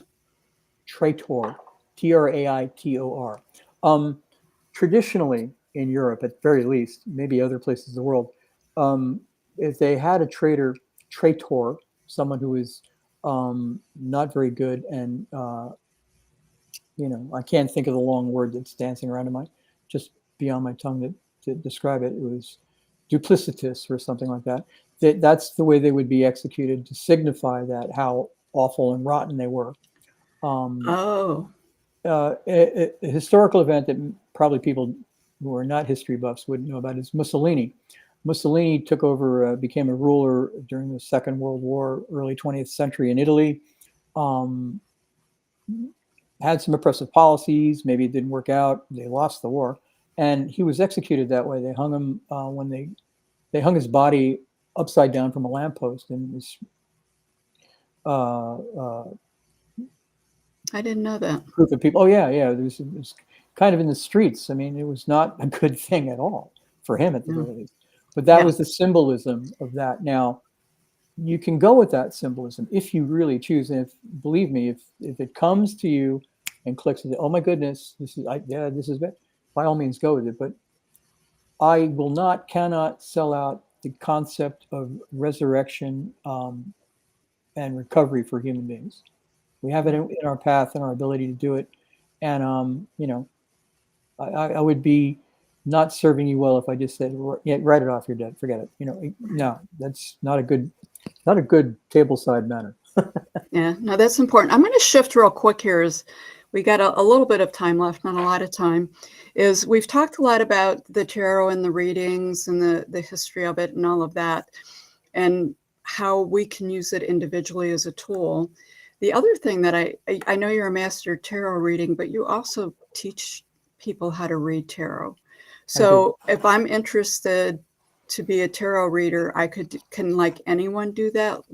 How does that skill get acquired, or is that one of those special gifts that you come in with? Oh, I'm going to get that late night salesman type of thing now and say, no, only I can do this. But actually, I think it's like playing the piano. I think everybody can do it to some degree. Everybody is intuitive. Everybody is connected. I think if you look at little tiny children when they first come across, they're completely different until we, bother them with rules and regulations and things. And they're connected. We all know, maybe I'm going to say I hope we all know people who say the most amazing things, and they're little tiny children. And how did they know that? You know what I mean? Yeah. They're closer to spirit and they're more connected. And as we grow, maybe we drift away. The real world impacts us. We get weighted down by the real world. That having been said, I think you can learn it. I did. I learned it. I teach it with the United Metaphysical Church in their seminary. I also teach it privately. Again, information can be had at my email address. Contact me, and I'll be happy to connect with you. What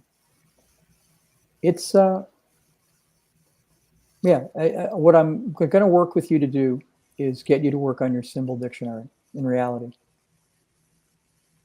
Because it's all about the symbols. It's all about the connection. It's all about you. So when you say symbol dictionary, would that be unique to each person, or is there like a global broad stroke thing? Yes to both questions. Or it's kind of yes and no. Yes, you have your own personal symbol dictionary. It's kind of unique to you in the sense that you're going to put your own spin on these things. We begin learning a symbol dictionary very early on with that big hexagonal thing, and it's red that has a 4-letter word across it that says stop. And that's a symbol. And from there you go on. Eventually you may get more nuanced in your symbols. Flowers mean this. There's actually a Victorian concept of the language of flowers where they could send messages. and to each other in a very controlled society, a very judgmental society. And, the color of the flowers, the type of flower would have a meaning to it. So flowers have meanings. Butterflies, what have you, whatever kind of thing like that. So there's many levels of meaning. And as you grow, perhaps you become more familiar with that. All of a sudden you say, I don't know why, but there's a bunny rabbit in this card, and I just focus on that. And bunny rabbits have always meant happiness and abundance to me, and I'm going to talk about that for you. And that's perfectly valid. That's the way it works. Just because I see it a little bit differently doesn't mean it's wrong, or doesn't mean it's only the only way to do it. Okay. How long does it take to acquire the skill or learn the skill? I think you could begin getting it in one course. It depends then on how deep you want to go. I mean, I've been studying it for 30 some years or more. Mm-hmm. I know many people have been doing it that way. It all depends on you. I believe though that you could basically get going in one class. One class segment. Mm-hmm. Oh, wow, that's really nice. Well, Joe, I want to thank you for joining us. I think that you're going to join us on either the Saturday or the Sunday for our Q&A session. Yes, I'll be joining you on Sunday. Sunday. Okay, awesome. So for the listeners out there, Joe will be part of the Q&A on Sunday. If you come up with more questions than you had in the chat, you can continue to send them and we'll gather them. We'll try to be a little more interactive with that also over the weekend. You have so much energy, and I love your delivery. Like you just have that. You have that sense of humor that speaks to me. So I want to thank you for being here. Any last things you want to say to people? I just want to say thank you quite sincerely from the bottom of my heart to all of you people on the call. This is so great, so energetic, so humbling to me. I feel so honored to be here, and it's all about you guys. Thank you for supporting us. Thank you for supporting Dr. Sandra. And namaste to all of you. Thank you, thank you, thank you. Thank you, Joe. You have a good rest of your day. You too. Thank you, guys. Okay, bye. Wow. Our day, the summit is just starting out, and we have had two amazing speakers.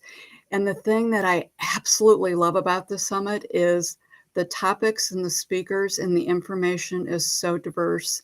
And it comes from so many different directions. I think it's exactly what Elise said. She was so prophetic when she said, you're going to hear 16 different sessions and something's going to resonate with you. And that's what you need to lead into. Our next speaker is going to be Rick Hayes. He's a psychic medium. He is actually one of the top 25 psychic mediums in the US.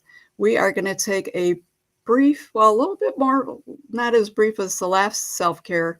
I think that was about 2.5 minutes. So we have 7 minutes and we will be returning with Rick Hayes. So go get yourself some nourishment, some refreshment, whatever you need to do to get yourself relaxed and ready for this next amazing session.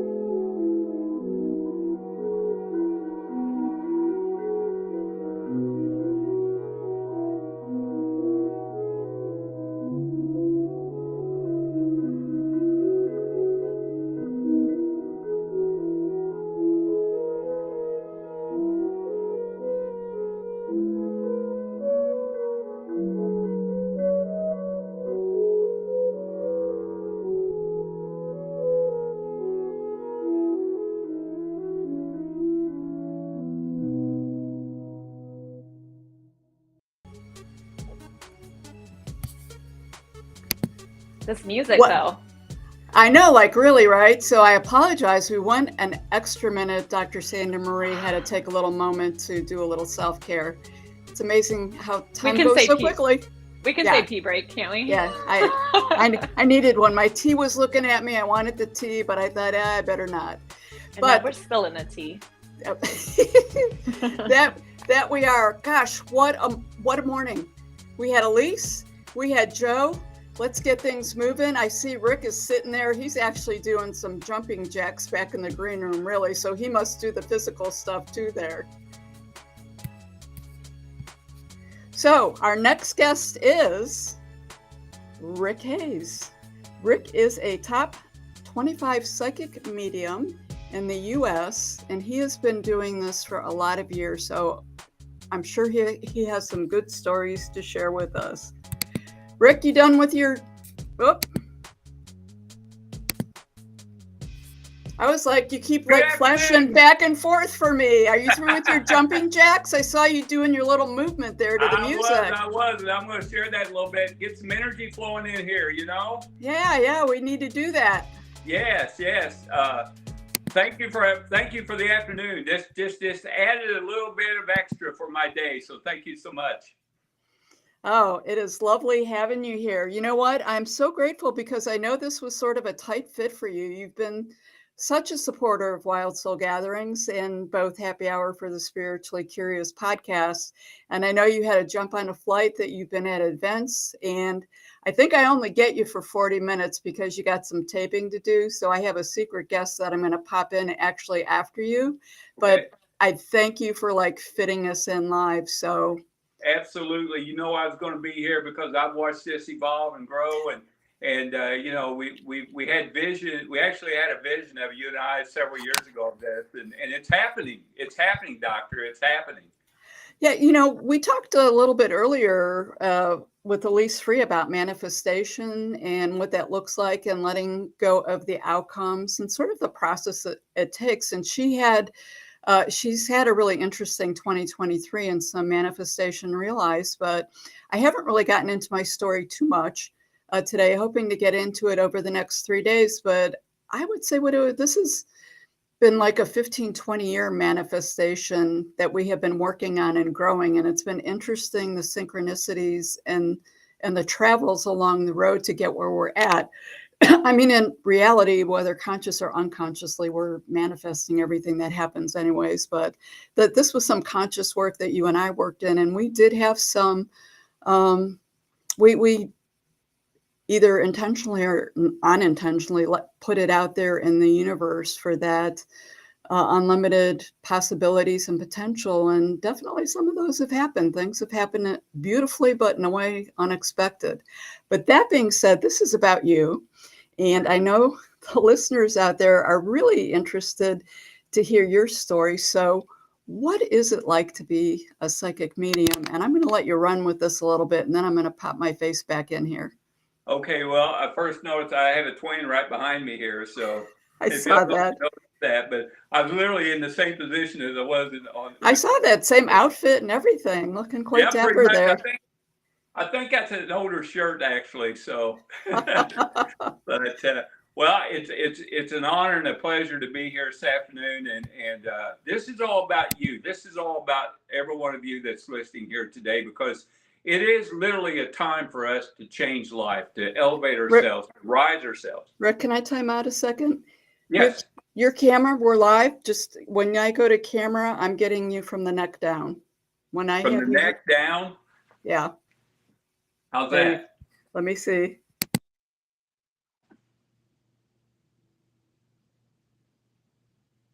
Is that better?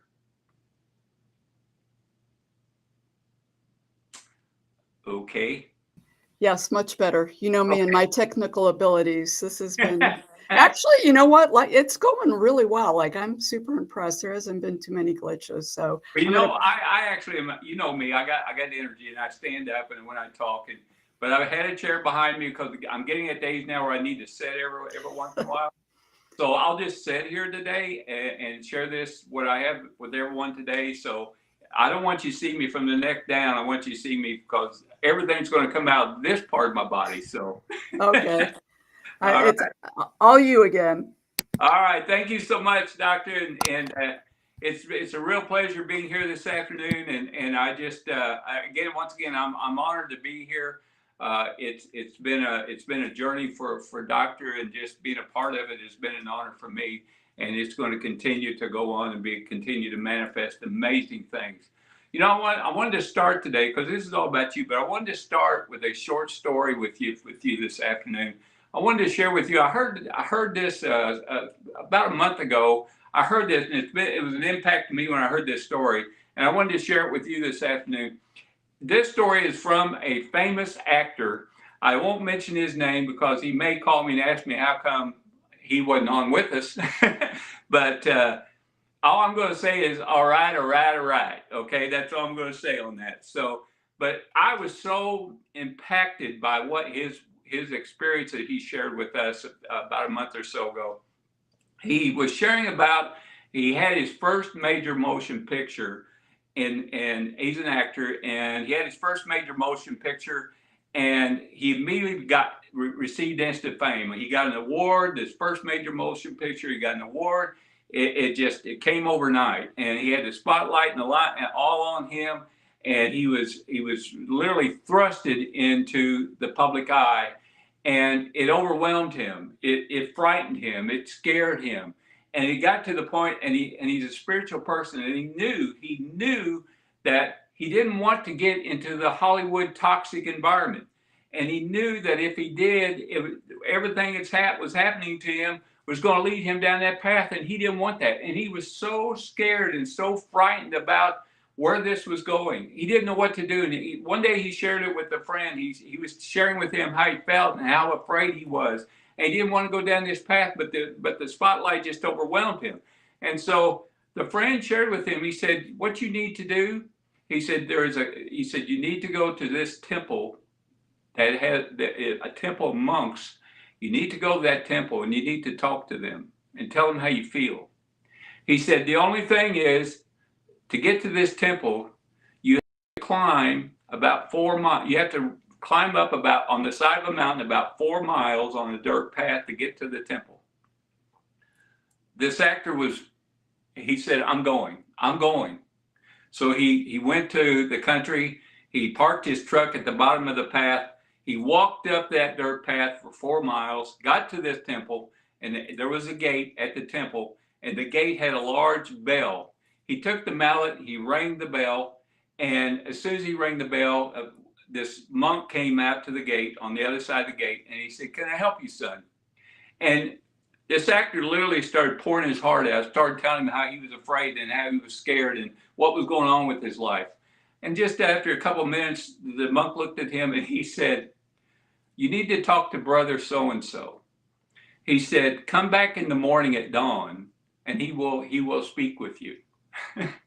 So here the actor, a famous actor, walked down this path 4 miles, got to his truck, spent the night in his truck, woke up the next morning. The sun had not risen yet, but he began that 4-mile trek right up on the dirt path, right up the side of the mountain, got to the gate right as the sun was showing in the sky. And he took the mallet, he rang the bell, and this monk came out. And he asked him, he said, are you brother so-and-so? And he said, yes, I am. I'm here for you. And the monk opened the gate and he said, walk with me. And they began walking around the temple for hours. And as they were walking, this actor just poured his heart out. Tears were flowing down his face. He was sharing how he was so afraid and how he felt and what he was scared of, what might happen ahead. And he was talking about the what ifs in his life, and he didn't know how to handle it. And so finally, after a few hours of walking around the temple, they stopped at this bench and they sat down at this bench. And as they sat down at this bench, the actor had his head down in his hands, and he said literally tears were coming out of his hands because he was crying so much, and his eyes were so swollen. And he began telling him again how he was feeling. And he said the whole time he was doing this, the monk was sitting there next to him with his head down. Didn't say a word, did not say one word. So the actor paused and waited for an answer. from the monk. This monk did not raise his head, did not say a sound, did not murmur a word. So the actor sat there and he sat there for a few more minutes of complete silence, and the monk did not respond. So finally the actor said, what do I need to do? What can I'm so scared. I am so frightened of what's going ahead. I don't know what to do. I'm scared. I'm scared. Can't you understand that? I'm scared. The monk had his head down for a few minutes, and he looked up, and he looked right into the eyes of the actor, and he said these two words: "Me too. Me too." That's all he said. But it had so much impact on him. And of course, today he's written a best-selling book that just came out a few months ago. He's a spiritual person. He follows the path of purpose. But I'm sharing that story with you because I hope it impacted you like it did me, because I knew what he was talking about. I felt the same way. I had these abilities at birth that many called psychic and medium abilities. And at birth, I recognized them as a little kid. And I was scared. I wasn't scared of what I was seeing, those in spirit. What I was scared of is I was scared of what everybody was going to think of me, where this was going to take me. I was afraid. I was afraid. See, for the last 20 plus years, I've now been on my path and purpose, just like this actor. But I was afraid. Me too. You're probably listening to this. You're probably feeling the same way. You're probably in your life right now. You're afraid. You don't know where you're going on your path. You don't know what's going. That you're having challenges in your life, and you're afraid. Well, guess what? We all have that emotion. It's okay. You see, throughout my life, I didn't share my abilities. I did not, as I was growing up, I always like sharing with everyone. I didn't talk about my abilities. My family knew, I knew. But I was able to see, hear, and feel and acknowledge those in the next part of life. But I didn't talk about it. And here's the reason why, the main reason why. I didn't want everybody to think I was weird. I wanted friends as a kid. You know, it's kind of hard to have friends if you go up to someone and say, hey, your uncle's behind you, you know. Well, he passed away several years ago. So I didn't talk about it until it's been 24 years now. 24 years ago, I went to this temple. Not to the temple we're talking about. It was a different kind of temple. But I had an experience in my life at that moment when this person told me, Rick, you're being selfish. You've got abilities that would be able to help and serve others. And you're being selfish because you're keeping it to yourself. See, I was afraid of what everybody was going to think of me. You know, I tell individuals, I thought at that time they may put me in a rubber room if I you know, but when I heard this person tell me you're being selfish, it hit me. Just like that experience the actor had, it hit me with an impact. I was being selfish. I was given something that I was to serve and help others. So for the past 20 plus years, I've shared my abilities with others. It's been an amazing, phenomenal 20 plus years. It literally changed my life. I released that fear. I am no longer afraid. I'm living the path of my purpose. Now, I want to say this. For the last several years, each of us have been living a life, especially these last several years, been living a life of uncertainty, of what ifs, what is to come, what life is going to bring to us, We've been broken down, and we wonder how we're going to get through all this. You know, in the last several years, we've had COVID, we've had, you know, government indecisiveness, we've had living life with uncertainty of what is to come. We've seen prices go up. We saw war in Ukraine. We've seen all this stuff going on around us. You know, there was a time you couldn't go to the restaurants because they were closed because they couldn't get employees. It's getting better. But at the same time all this was going on, I was seeing individuals who were wondering about their own spiritual direction. I almost saw like there was a veil that opened up. Individuals would come to me and saying, Rick, I feel I was raised in a traditional religion. I was raised to believe this way, but there's something inside me sharing with me. I've got something in me. I've got an ability in me. How can I develop and evolve my own spiritual abilities? I was hearing that quite often. It was signs, actually. And so these past few years, I've been pulled to share how to evolve and develop your abilities. You know, I found myself feeling elevated during what was going on around us. You know, individuals were asking me, Rick, during the COVID, how was your, you know, business? How are things going? And I was like, it was great. You know, it was great. It wasn't because the business, you know, my client business and my speaking was growing, which it was. It was more that I elevated to a spiritual level where I didn't really allow these toxic things going on in this world affect me. Now, I didn't stick my head in the sand, you know. I knew, I was aware of what was going on around. I just simply didn't allow myself to get to that level. And here's one way that happens to you. If you're getting up in the morning and the first thing you do is get your cup of coffee and you turn on the television and you go to the news, you're lowering your spiritual level. Because here's why. The news is full of tragedy and toxic and chaos. It's happening in the world. Again, you can't stick your head in the sand, but it's happening. And you know, I told someone the other day, I thought it was really funny because I said, it's so funny because you turn on this one, and I'm going to say the name. I'm not going to say the name of the news, but there's this news station and they say, "Good morning, America." And then they go right into, today there was tragedy in this part of the country. Today, so many was killed. I mean, they say, "Good morning, America," and then they go to that. It's like, that's not the way, you know, that's not the way you say good morning. You say good morning, saying good morning with a smile on your face. And I'm going to share a tip on that here in a little bit.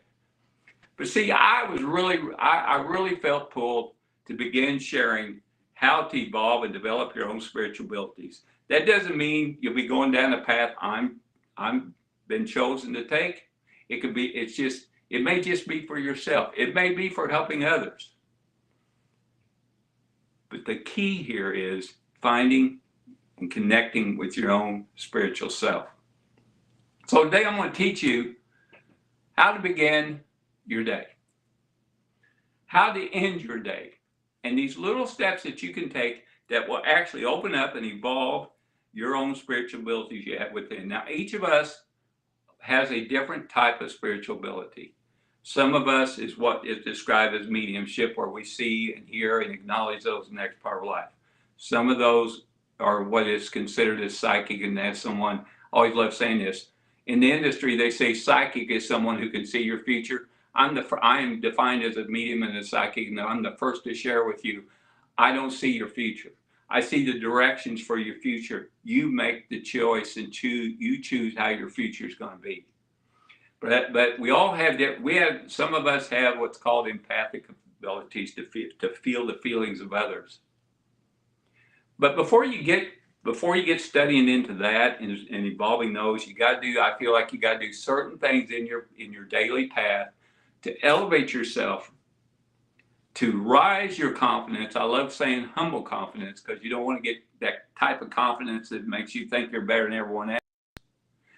humble confidence, and at the same time lower those insecurities that build up through this world that is around us today. So I'm going to share with you first the morning, what you can do. It's very simple. It's not rocket science. The morning, what you can do in the morning, what you can do at the end of the day. And then I'm going to share with you a couple of things of how to recognize what I call your spiritual strength, your spiritual core, and what that is. And then from that, you might find other areas of abilities as well. I want you to try this today, starting tomorrow morning. I want you to try this for 27 straight days. There's a college in England who has done a study, and they found that if you do something every day for 66 straight days, it becomes a habit. It becomes a part of the routine. I'm going to make it easy on you and say just try for 27 straight days. First thing in the morning, many of you may get up in the morning, and the first thing you want to do is look at the alarm clock and immediately start complaining about you got to go to work. You got to go downstairs and make breakfast for the kids, for the family. You've got to, you immediately got all this in your mind. You all negative into your mind. Change that up a little bit. Try this for the next 27 days. When your eyes awaken for a day, recognize this. That day is created just for you. Did you hear that? No one else is going to have a day exactly like you. That day is for you. You should be grateful.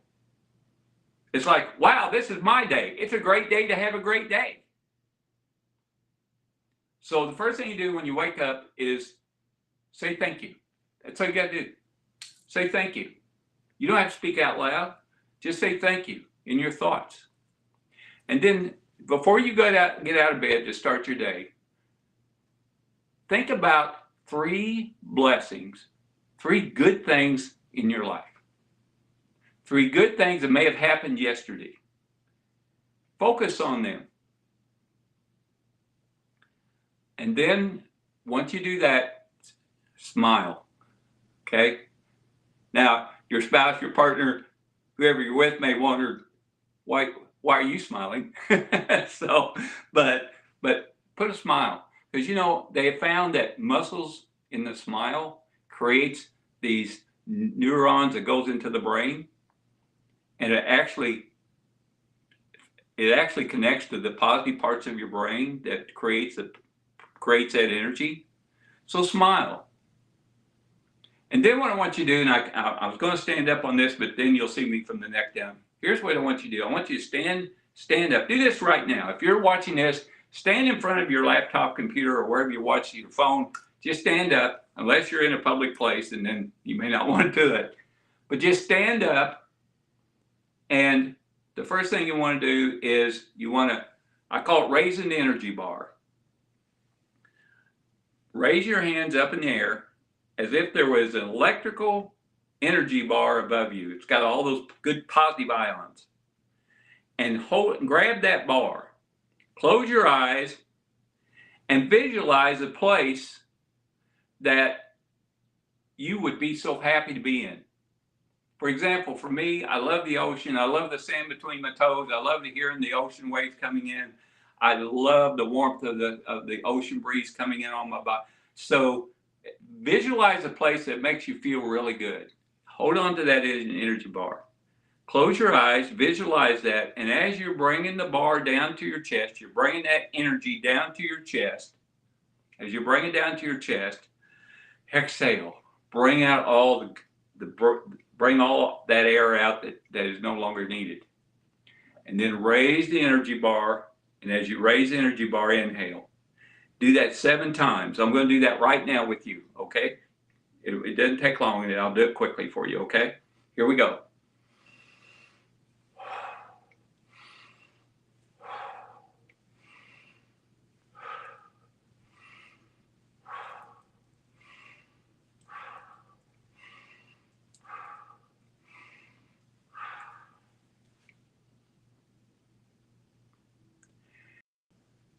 And then as bring your hands to your sides, and as you're with your eyes still closed, continue to visualize that place that you're in that makes you very happy and makes you very at peace. Open your eyes. Now, the next step, once you do that, you're already going to feel great. I mean, it's better than a cup of coffee in the morning. Although I have to have my coffee still. I still have to have a cup. It's something I do. But once you do that, you're going to feel different. And then once you do, and they found this, the scientists that found this out too, by making this particular pose, it brings something in your brain that elevates every part of your body, including your energy. Now I'm going to stand up for a minute. You're going to lose my face for a minute, but I want to show you this because literally it's easy. And you only have to do it for like 10 seconds. But all you have to do is stand up and do this, what I call the Superman pose. Put those fists on your waist, stick that chest out, suck in your gut, and take good deep breaths. Stand up like you own the world. And do that for 10 seconds.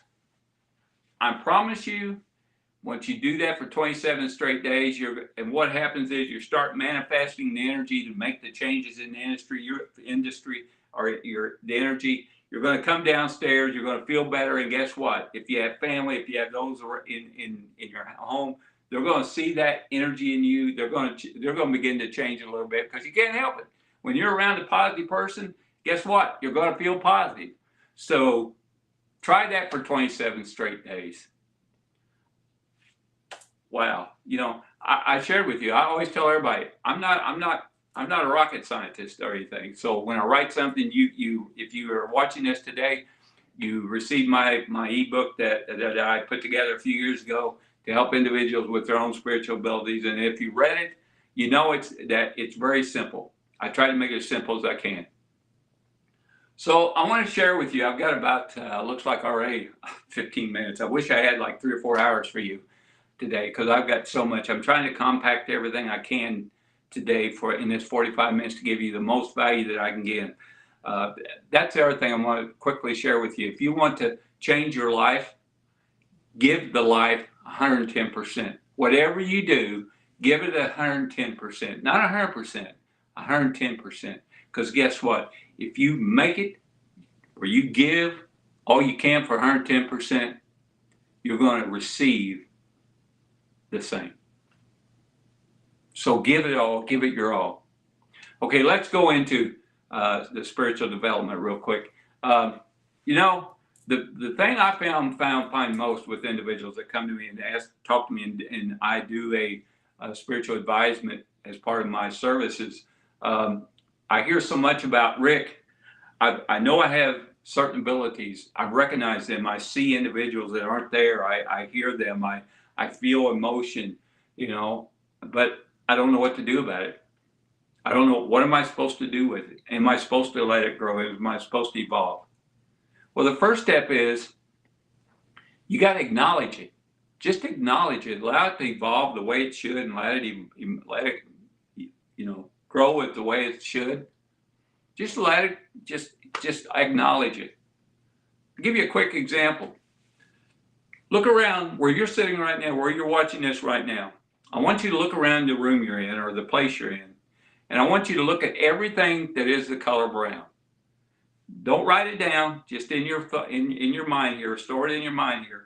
Look around your room and look at and notice and acknowledge everything that is brown. Do that.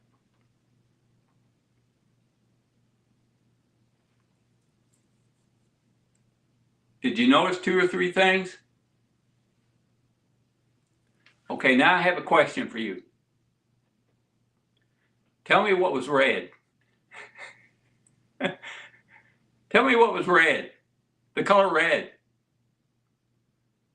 See what happened there? Your mind told you to focus on everything that was brown. But then I asked you, what is the color red? Automatically you thought, wait a minute. You told me to look at brown. I did. Now I'm seeing red. some red things around me. Well, I use that exercise because it's similar to your abilities. We tend to think that our abilities are supposed to be a certain way. We're supposed to see it a certain way. We're supposed to acknowledge it a certain way. No, it's what you feel inside. It's your spiritual energy inside. You know, I mentor those that are growing with their abilities and helping them, you know, especially if those are seeing, hearing, and feeling, and acknowledge those in the next part of life in the spirit. But I tell them, you're never going to be Rick Hayes. I'm never going to be you. You got to be yourself. So recognize what you're getting, just what you're getting. You may be thinking you got to look at it this way. You got to see the brown, but allow the red to appear in your life as well. Those spiritual things that's going to help you along your path and direction. Here's another example I want to share with you. I'm going to try to move over. I'm going off camera for a minute. Okay, I want you to make a fist like this. I'll get down a little bit. Okay. Bring your arm out, make a fist like this. Okay. And just make a circle. Keep doing that, keep doing that, keep doing that, keep doing that, keep doing that, keep doing that. Make that circle with that fist. Keep doing that, keep doing that, keep doing that, keep doing that. Okay, now touch your chin. I can't see you, but I promise you, there's some, if not every one of you, but most of you out there, when I said touch your chin, you put your fist to your forehead, because that's what you were seeing me do, right? But I said touch your chin. See, that's how the brain works. The brain takes certain actions, reactions, thoughts, and then directs you a certain way. What you have to do is you've got to listen. You got to feel the spiritual self inside. What your spiritual inside is telling you. Allow that to direct you. So what are your spiritual strengths? What are your spiritual strengths? What is your core spiritual strength? Well, for me, I began as I said, I was early in my life as a little kid. I immediately recognized my abilities. I was seeing those that I always liked to share. You know, I was seeing family members that was in the next part of life, and I just accepted it. I wasn't afraid of it. I always loved telling everyone. I've never been afraid of, and I've been to every, if you've seen a haunted location, what they call haunted location I've been to everyone in the United States, pretty well, everyone that you know in the last 20 plus years. And I always love it because when I go there, individuals say, Rick, it's haunted. And it's like, no, it's not haunted. You know, it's they're there that's going to share with you the memories of their experiences there. You know, they choose there to guide us. I call them tour guides, you know. I've got a book out called Reasons for Hauntings. I wrote it just for that reason. I wrote it because I was getting kind of sick and tired of some of the things going on and making it haunted feel like immediately it's negative. And so I wrote that a few years ago. But one of the things I share is that when I began as a little kid, I had my challenges in life. You know, I was bullied as a little kid because I was always short at the time and little, and we moved into a different town, and I was a new kid, and I didn't dress like everyone else. I've always been just me, and so that's the way I've always been, even as a kid. So, but anyway, I recognized early I was able to see, hear, and feel and acknowledge those. But as I began to evolve and grow, especially in these last 20 plus years, as I began to grow and evolve, and then it led me to recognize other abilities that I had within me, spiritual abilities within me, psychic abilities, for example. I've been told that I've got some kind of healing. I don't know what that is, but I've been able to share that. And there's others that I won't recognize at this time and share with you. But you have a core ability, a spiritual core ability. And so the first step is define what that core spiritual ability is.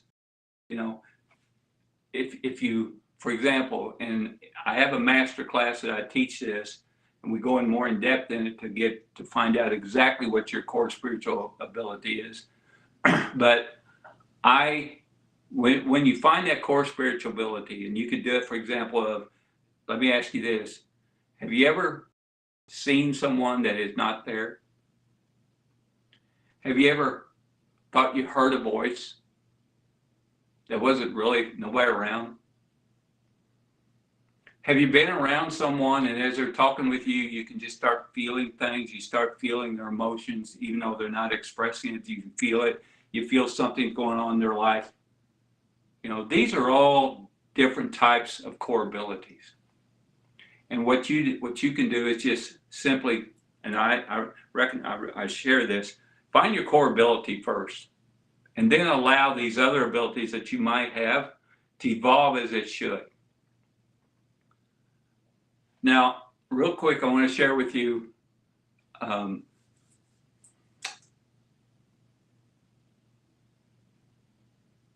I just had a thought. Sorry about that. I want to share with you that there's a couple of other areas that we can share as well. One, I want to bring up, I got a note on this. I want to be sure and bring this up. Another area that a good friend of mine out west, she's a psychic medium as well. She does a lot of her connections, what I call connections, by way of dreams. And I wanted to bring this in real quick and share with you. Have you ever had a dream, what you call a dream, of a loved one who has passed, and they literally feel like they're right there and they're at you and you're right there with them and you're talking with them? Guess what? You are. I truly feel when they visit with us, those in spirit, when they visit with us and we're sleeping, they know that they have our full attention. They're around us all the time. They're around us in our life. But we just so focused in our day that we don't really pay attention to it and acknowledge those around us. But when you're asleep, they have your full attention. And actually during your sleep time, your physical body is at rest and getting nourished, but you're also more connected with your spiritual self. I really believe that. So when you have someone in a dream, I always share, you're going to be, most often you'll wake up as soon as you have it. Just sit up for a few minutes. I have a recorder next to my bed, and when I have a connection with someone in the night while I'm sleeping, I record everything. But just set up for a few minutes, because science has found that we forget 90% of our dreams after 10 minutes. You'll be woke up. That's one way you'll know a loved one's been with you while you're sleeping. You'll be be awakened. Wake up, sit up if you can, and just review the dream. Review who you saw, what they looked like, what if they said anything to you, what was around you, and just document that in some way, because you're visiting with them. Now, there are two critical elements. I'm running out of time. Let's see, I'm good. I still got about 5 minutes. Maybe I get here, we can answer a few questions. There are two critical elements that I wanted to share with you toward elevating your vibrations, and I call it your spiritual vibrations. Two critical elements. And you're going to be surprised. The first is confidence. The second is spiritual security. These are two critical elements toward elevating your vibrations. Confidence, spiritual security. If you lack confidence, you want to start building your confidence. I also am a life coach, and that's the key element in our program, is to, our confidence is broken down by what we were told growing up in today's society, and our confidence is lowered by what's around us. But you want to elevate your confidence so that you can connect and evolve more with your spiritual abilities. And again, I love to define it as humble confidence. You don't want to become egotistical. You want to be confident with what you've received. So build your confidence, and there's ways you can do that. And one of the ways in the spiritual abilities that you can build your confidence is just acknowledge what you have. You know, I do have abilities to see others in spirit. I do feel what I'm getting. You know, that's the other thing element I share quite often is we tend to second guess ourselves so much. You know, you'll get a sign from a loved one, and immediately, you know, I always use the example, if a picture falls off the wall, you know, you got to use logic, right? I mean, if a picture fell off the wall and you had a 6.2 earthquake at the same time, I think the earthquake had something to do with it. But if a picture falls off the wall and it's a loved one who's passed, don't second guess yourself and say, well, that was a coincidence. Instead, look at the photo. Look at it, and if you feel it, immediately feel that individual. Say, what are they wanting to say to me? They may just say, I'm here for you. They may know what's going on. They know what's going on in your life at the time. It may be their way of saying, I'm here to support you. Or it may be something that they're preparing you, you know, giving you a little direction. So don't second guess your thoughts, what you're receiving spiritually, okay? Don't second guess that. So build your confidence up. And then the other is spiritual security. And here's a way you can do that. And what I mean by spiritual security is you feel totally secure with what you were given. You no longer feel weird, okay? You know what you have is a part of life, and accept it and feel secure about it. You know, here's one thing you can do. I do this actually a couple times a day. Find in your home, for example, let's use your home for example. If you're at home, find a place that is very quiet, very relaxing, very, very serene. Now, some of you will say, in my house, where is that? Okay, but find that place. For example, I use my example. I've got in my home, up in my master bedroom, I have a really nice, comfortable chair there. I go up there often in the evenings and just, you want to find some place that's comfortable, sit there. And people call this in the industry meditation, prayer. I just say you're connecting with yourself, and just have an unplugged moment. You need that, okay? Just have an unplugged moment and get away from the hustle and bustle of work and life around you, and give yourself time. Do you know how valuable you are? You earned this. You deserve this. Give yourself time to yourself and renew yourself spiritually. And here's what you do. You sit in your chair, you breathe in. And as you exhale, as you breathe out, let go of all thoughts of your day. Breathe in, breathe out. I had someone say, Rick, that's so hard because as I'm breathing in, as I begin to breathe out, I'm starting thinking, okay, I got to take so-and-so to the dentist tomorrow, and my child so-and-so's got a soccer practice at 3:30. These things start happening. And I said, okay, do this, for example. As you're breathing in, visualize, because visualization is a powerful tool. Visualize a silver ribbon. You're inhaling a silver ribbon with sparkles on it. And just focus on that ribbon. By doing so, you're going to eliminate the thoughts in your head. And as you exhale, visualize that you're exhaling a purple ribbon with sparkles. Now, why white and why purple? Because it's spiritual colors. But just do that for 5 minutes. It just takes 5 minutes. And become more secure with who you are and with what you've been given. In other words, be a friend with who you are.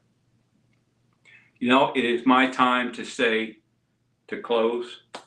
I wish I had more time with you. I've got another 2 hours for you, but unfortunately, I don't personally have that. So we're going to do this again, right? Right, Dr. Sandra Marie? We are. Hey, that was so powerful, Rick. Like, you almost left me speechless there. I guess Rick is gone. When he said he had to go, he was serious. I thought we were going to get a question in, Lens. Oh, that's quite all right. I think he. Oh, There he is. Okay, now you're doing a Houdini thing on us. So that truly was powerful, and there was parts of it that left me speechless is we all know right here it rarely happens. So I know that you're on the road. You've got a lot of things going right now. So you've got a lot of gigs that you're involved in. So you won't be involved in the live Q&A. But Lindsay, I think you had some questions. If you have time for one or two questions, Rick. Sure do. Okay, Hi, my first Lindsay. question. Hi, Rick. How are you? All the love. All the love. My first question has to do with bug bites. I had someone recently tell me, because I tend to get bit by mosquitoes very often, or any bug that's around, and they told me that it's a way of saying to listen up, pay attention to what's going on. And I was just curious what your thought is on that, and in all aspects of life that might seem as like a nuisance to us. Are those really just little lessons? Well, first of all, unfortunately, even flies, but everything has a purpose here in this creation. And so mosquitoes. Actually, Lindsay, that's the first time I've ever heard this. I do know that there are some individuals that has a certain scent or their body attracts that. But also, I feel like you've got to ask yourself, if you get bit by a mosquito, is someone telling you to listen? You know, your thought is the first thing. If you smack it and say the mosquitoes are out today, then it's not really you're not really getting a message. But if you have a mosquito in your hand and you say, what am I supposed to get here? You know, something's telling me there's more than just a mosquito here. Then you want to acknowledge that. You want to pay attention to it, and then again, just what you're starting to feel within yourself. You know, is it a message from someone sharing with you that you might want to move because there's too many mosquitoes here, or something like that? So, but yeah, I do feel like we can get signs in so many different ways, including, you know, you heard often the cardinal, the bird, the cardinal, a lot of signs are used for cardinals. Mosquitoes are first for me, but I will keep that. You know, I always share. Life is always learning, so I learned something new today. Great question. No, yeah, I was just wondering because, like you said, that sometimes life is just life, right? Like sometimes things just happen, and sometimes we can get maybe too far in the weeds. No pun intended with the mosquitoes, but that, yeah.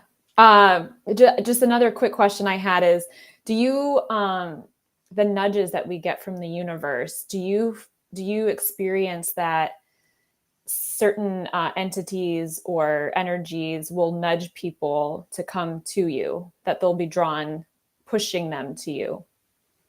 Yeah, I'm first of all, yes, absolutely. I'm very humbled and very, I just shared this yesterday with someone. I didn't realize it. You know, I've been sharing these abilities and doing private consultations and speaking all over the country, but it's been over 20 years now. But I have a client base now of almost 40,000 individuals, and so yeah. So, but I've had so many. I'll give you a quick example. Yesterday, I had a private consultation. She actually was supposed to be canceled. It was supposed to be canceled, and it wasn't canceled. And I do telephone, virtual, and in person, and it wasn't canceled. Well, I went ahead and made a call for her appointment, not realizing it was supposed to be canceled. And I got a hold of her, and we went ahead and started sharing messages. And kind of find out, and I won't go into detail, but kind of find out there was a very valid reason why we had that day yesterday. It helped her. It gave her direction. She was having some fear about it, but she got some great direction from it. And I told her then, I said, this was all supposed to happen. This was all supposed to be. We were supposed to have this appointment today. I've had others that come to me and they said, you know, because I always share with everyone, if you have an appointment with me, if that's all you needed, that's all you needed. I'm not one of those that says come back in 2 weeks. You know, if you just needed that one time, that's all. That's fine. If you feel pulled to come and have a session with me again, you're being pulled. You're being nudged. Something is telling you. And I've had so many share with me. They will say someone or something was telling me to come and see you. your name kept popping up and things like that, So yeah, I do feel like they can nudge us. And just keep in mind, I always call them loved ones in the next part of life, but they've experienced their life here, and they love us and care about us, their family, for example. So they want to help us in life. And what we are to do is listen to those nudges, listen to what I call those pulls. And by doing so, you will get more out of life and you'll get a better direction in life. You don't need, always share with everyone, you don't need to come to me to talk to your loved ones that are in the next part of life. You can talk with them. You're closer to them than I am. I've met them for the first time most often, So, but you're connected with them. So just talk with them. You don't have to talk out loud, just through thought. Just thought. If you always tell everybody, if you're going to talk out loud, okay, that's fine. Just make sure you're not in a public place because they're at you kind of funny, So, yeah. So yeah, I do feel nudges, that we get nudges, or what I call pulls. Yeah, that's interesting. I know that, I don't know how long you and Dr. Sandra Marie have known each other, but a long time. And just the past month or so, you've been popping up in my brain. And so that's why I was like, I wonder if other people are feeling this too. And am I like, I got a great marketing team over in the next. Yeah. Well, I'll be talking to you soon, Okay. hopefully. There's one more question in the chat. I don't know if there's time. Sure. It says, has any entity ever explained or described the process of leaving the physical body at the end of life? Curious what it would feel like. I actually know the answer to this because you've almost every time when I I don't call it channeling, I call it visiting with them. I'm not one that you come to and I begin by asking you what questions you have or what's their first name or anything like that. I respect those in the next part of life. I just let them come forward.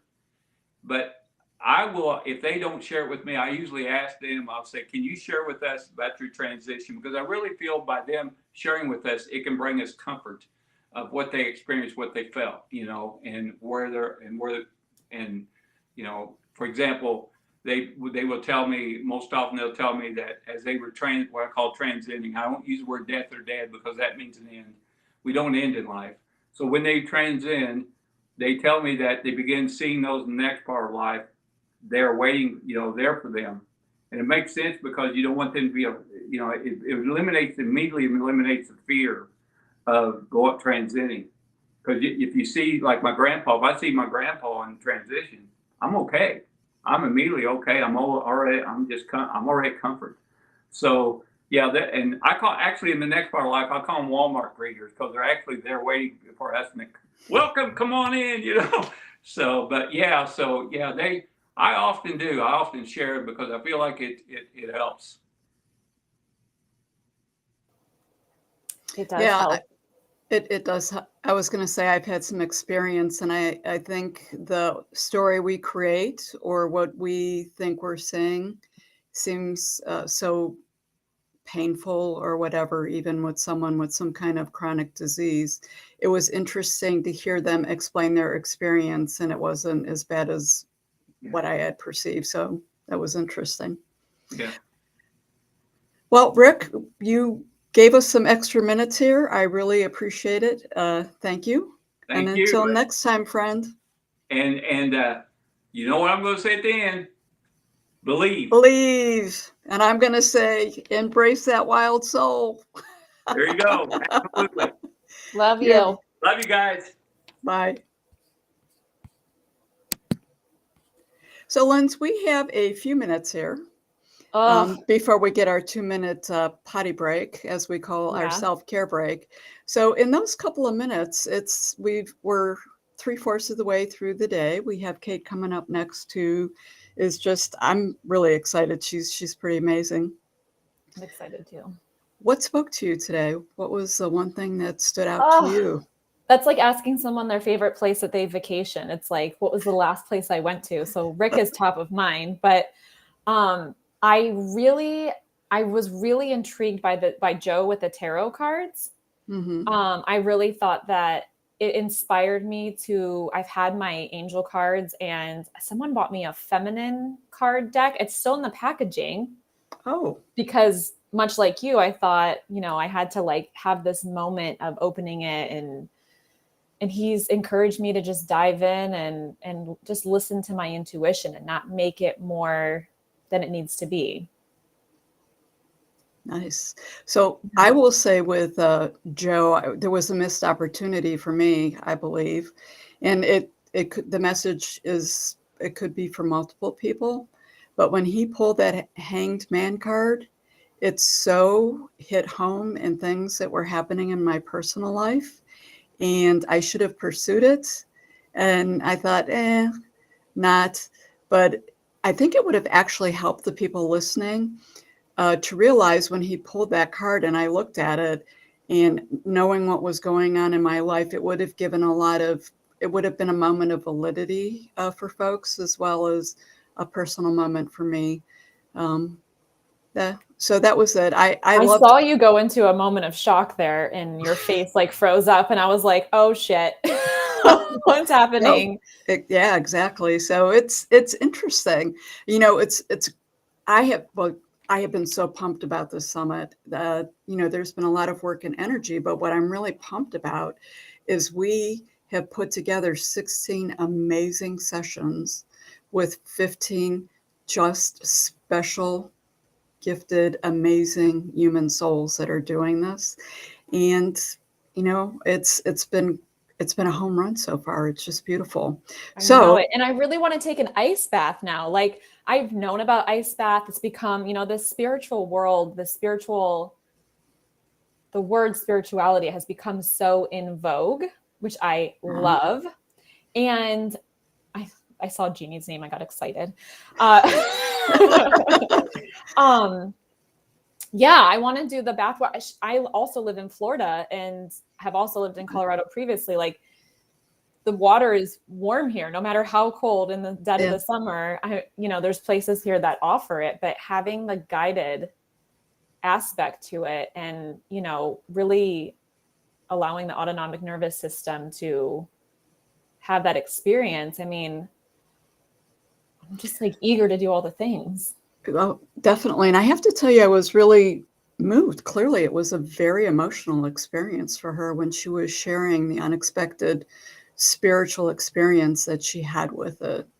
So that really, honestly, sort of made it very powerful for me. Absolutely. And it sounds like Jeannie too. She's like, I'm going to buy a tarot card deck. I'm taking a water bath tonight. She's like, I'm doing it all. We're with you, Jeannie. We're doing it. Yeah, absolutely. Absolutely. I thought about that, the cold showers, but it is, unless you're in a cold area, it's hard to get a cold shower. Like, we're complaining about that, right? I was just going to say, first, there's something wrong with that. Careful what you ask for. The hot water tank goes out next week. Oh, that's not funny. I'm in the middle of this massive heat. My air conditioning is out. So when you said that, I thought, oh yeah, I better watch my words very clearly. And we actually have a big session on your words and your thoughts becoming your reality. So even a little banter chit chat like this has a lot of power, and it puts things out into the universe. So kudos to you for bringing that up. Feel it and believe it. Yeah, for sure. All right. Is Kate coming up? You going to kick me off here? I am going to kick you off here because there's no potty break today. Kate's sitting there going, right? I'm ready, guys. I'm ready. Take it away, Kate. I will. Let me do my little thing here. Kate, meet Lindsay. Lindsay, meet Kate. Hi. Hello. My mom has been trying to get us to meet for so long, and if it has to be virtual, at least that's a start. Okay, I was gonna say, I'm pretty sure that you are the daughter that she keeps talking about, but I wasn't 100%. So it's so nice to finally meet you. Same. Yes, on a live summit. I love it. Lindsay, don't take it personally. I'm gonna gray you out. Have fun. Thank you. Well, Kate, welcome to the first day of the Wild Soul Gatherings 2023 Embrace Your Spiritual Self Summit. So for folks out there who don't know Kate, she is a home wellness expert, a feng shui lifestylist, and you're going to talk about discovering the secrets to intentional living with your home space. So my little intro before I put you on, and because I think it's an important one, it sets the tone for the talk, is what if your home wasn't just a place that was beautiful? What if the space that served you, that inspired you, that aligned with your highest version of yourself? What kind of life could you create? Like, this is a whole tool that's out there that we immerse ourselves in, that we're not really looking at it that way. So you're going to sort of demystify some of the feng shui. I know you have your own little special sauce, and I love how you approach. I love how you approach the whole home life situation to create a harmonious and intentional living space. So I'm going to let you take it real quick with the graphics here. I'm going to try. I wanted to be sort of a little corner in there because I wanted to throw some stuff in, but it's keeps making me be the big person. Let me see. I have a little square down here. Oh no, this is just to enter full screen. It looks like for my screen to be full. So what I'm going to do is I'm going to put you on the full screen, and I'm just going to pop myself in when I want to pop myself in. perfect. You know, that's how I like to work. So that's perfect for me. Okay, you take it away. All right. Thank you so much, Sandra. And I'm so grateful to be able to share space with everyone today and talk a little bit more about how you can really get in touch with not only your home, but your personal body. So, how often do you feel the urge to throw things away, to paint a room that you've grown to hate, or rearrange furniture on a random Tuesday afternoon, or maybe even start a meditation practice, or maybe you even find yourself starting to crave different foods than you used to? How many of you listen to that inner call, to that inner knowing? And how many of you choose to ignore it? What if these intuitive nudges weren't just another thing to add to your to-do list, but rather the universe, the divine, God, whatever speaks to you? What if this was a call for you to prepare for what's next? Today, I want to stretch your mind and empower you to really step in to the unknown future of your life by preparing space for it now. So when feng shui, I like to say that feng shui found me. I didn't really find it. It kind of fell in my lap. And from the moment it fell in my lap, I completely became obsessed with it. And I knew that there was nothing else that I could pursue in life outside of it. It just kind of took over me. And when it found me, I really had no idea what it was preparing me for, or what my life would look like a few years later after it had found me. And I definitely had no idea about the deep inner journey that it would take me on, that it would break me down to this version of myself that I was so uncomfortable with, but also how when I created that space for safety and security, how it could help me build myself back up and into the most authentic, the most thriving, and the most peaceful version of myself that I have ever been. So for those of you who are not familiar with feng shui, or who only know it to be a practice that is focused on moving energy in your home or placing furniture in just the right way, let me tell you that it goes so much deeper than that. for me and for my clients that I have the pleasure of serving. It has truly, God, it has truly become just this very internal, deep practice into rediscovering the self and to connecting with the personal body to create this like inner and outer world that is really primed for manifestation. So, how can you start to use a feng shui practice to stop disassociating, to stop letting blockages keep you from the desires that you've always wanted, and to really empower yourself to live more truthfully and more authentically? I'd really like to start by taking you through a visualization together that I believe will open you up to a new awareness within yourself and within your space. So, what I want to do is I'd like to take a few deep grounding breaths together, and I'll guide that for you. And when we breathe, I really want to focus on taking really, really deep belly breaths, right? So, like, fill up the belly as much as we can. We're going to hold at the top for a few seconds. And when we exhale, I really want you to think about exhaling until you kind of feel hollow, right? Like, get it all out. And this is really going to help us get connected within our body, as our body connection is really one of the biggest factors in bringing our desires and manifestations into reality. So if all I care is that you're sitting upright, you can have your feet on the ground. You can be sitting yoga style like I always am, whatever feels good to you.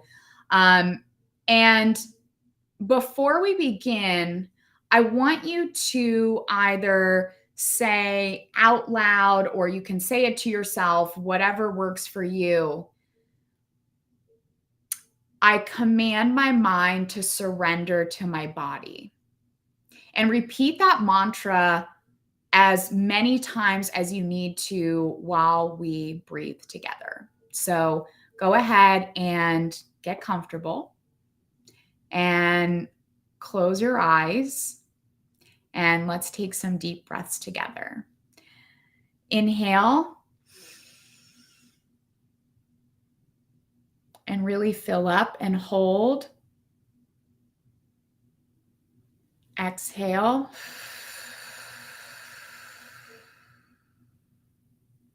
Inhale. Hold. Exhale. Inhale. Hold. And exhale.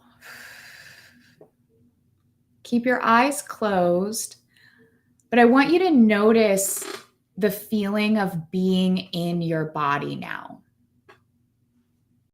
It's safe. No matter what you've been through in your life, it's safe to be in your body right now. Now, I want you to allow an intuitive nudge to come up. What has the divine been prodding you to start or to change a habit, a practice? Big, small, it doesn't matter. Whatever comes to you is meant to be. So just allow whatever comes up to come up. And once that comes to you, I want you to imagine that you are standing outside of your front door. and you're about to walk in, you can see your door handle. You see your hand reach out and grab the knob. You see yourself turn it, and you see the door opening as you step inside. Where are you being led in your home? Is it a specific room? It could just be a corner of a space, but where is your intuition telling you to go? Don't think about it. Just go there.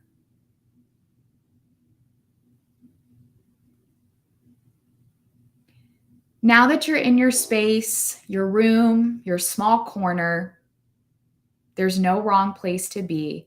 I want you to just sit down in that space and start to look around. How do you feel?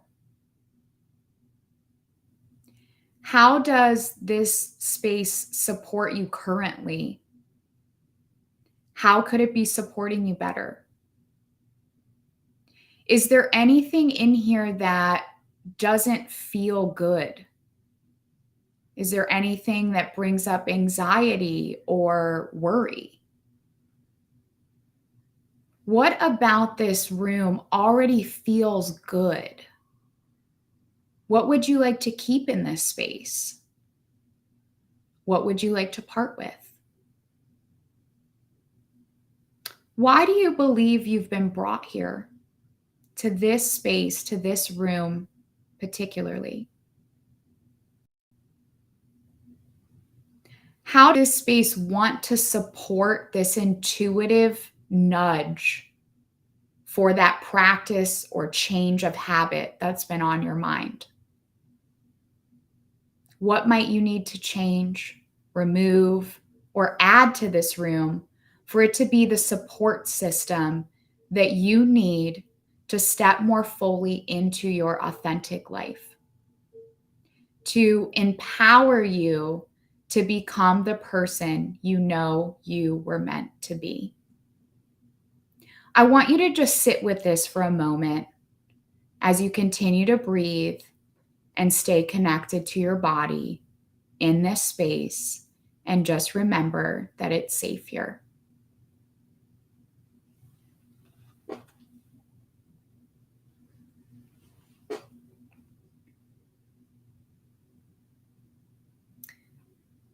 Go ahead and give gratitude to this area in your home and to your body for showing you what it needs to be supported, loved, and empowered for this next step in your journey.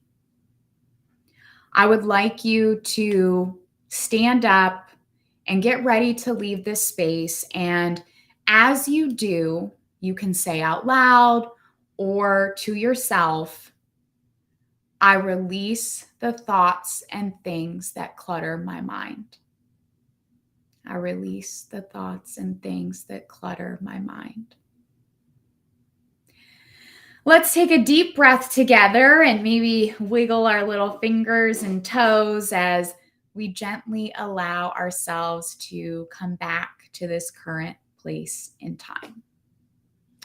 And before I move on, I just want to give you a moment to jot down or share in the chat anything that you experienced during this visualization. What space were you taken to? What nudge did the universe give you? Was there a word, a feel?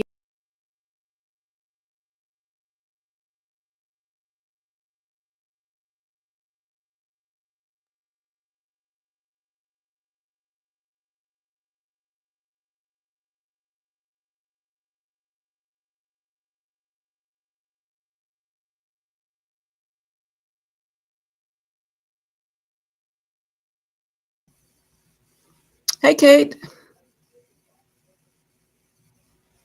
You are frozen on our side.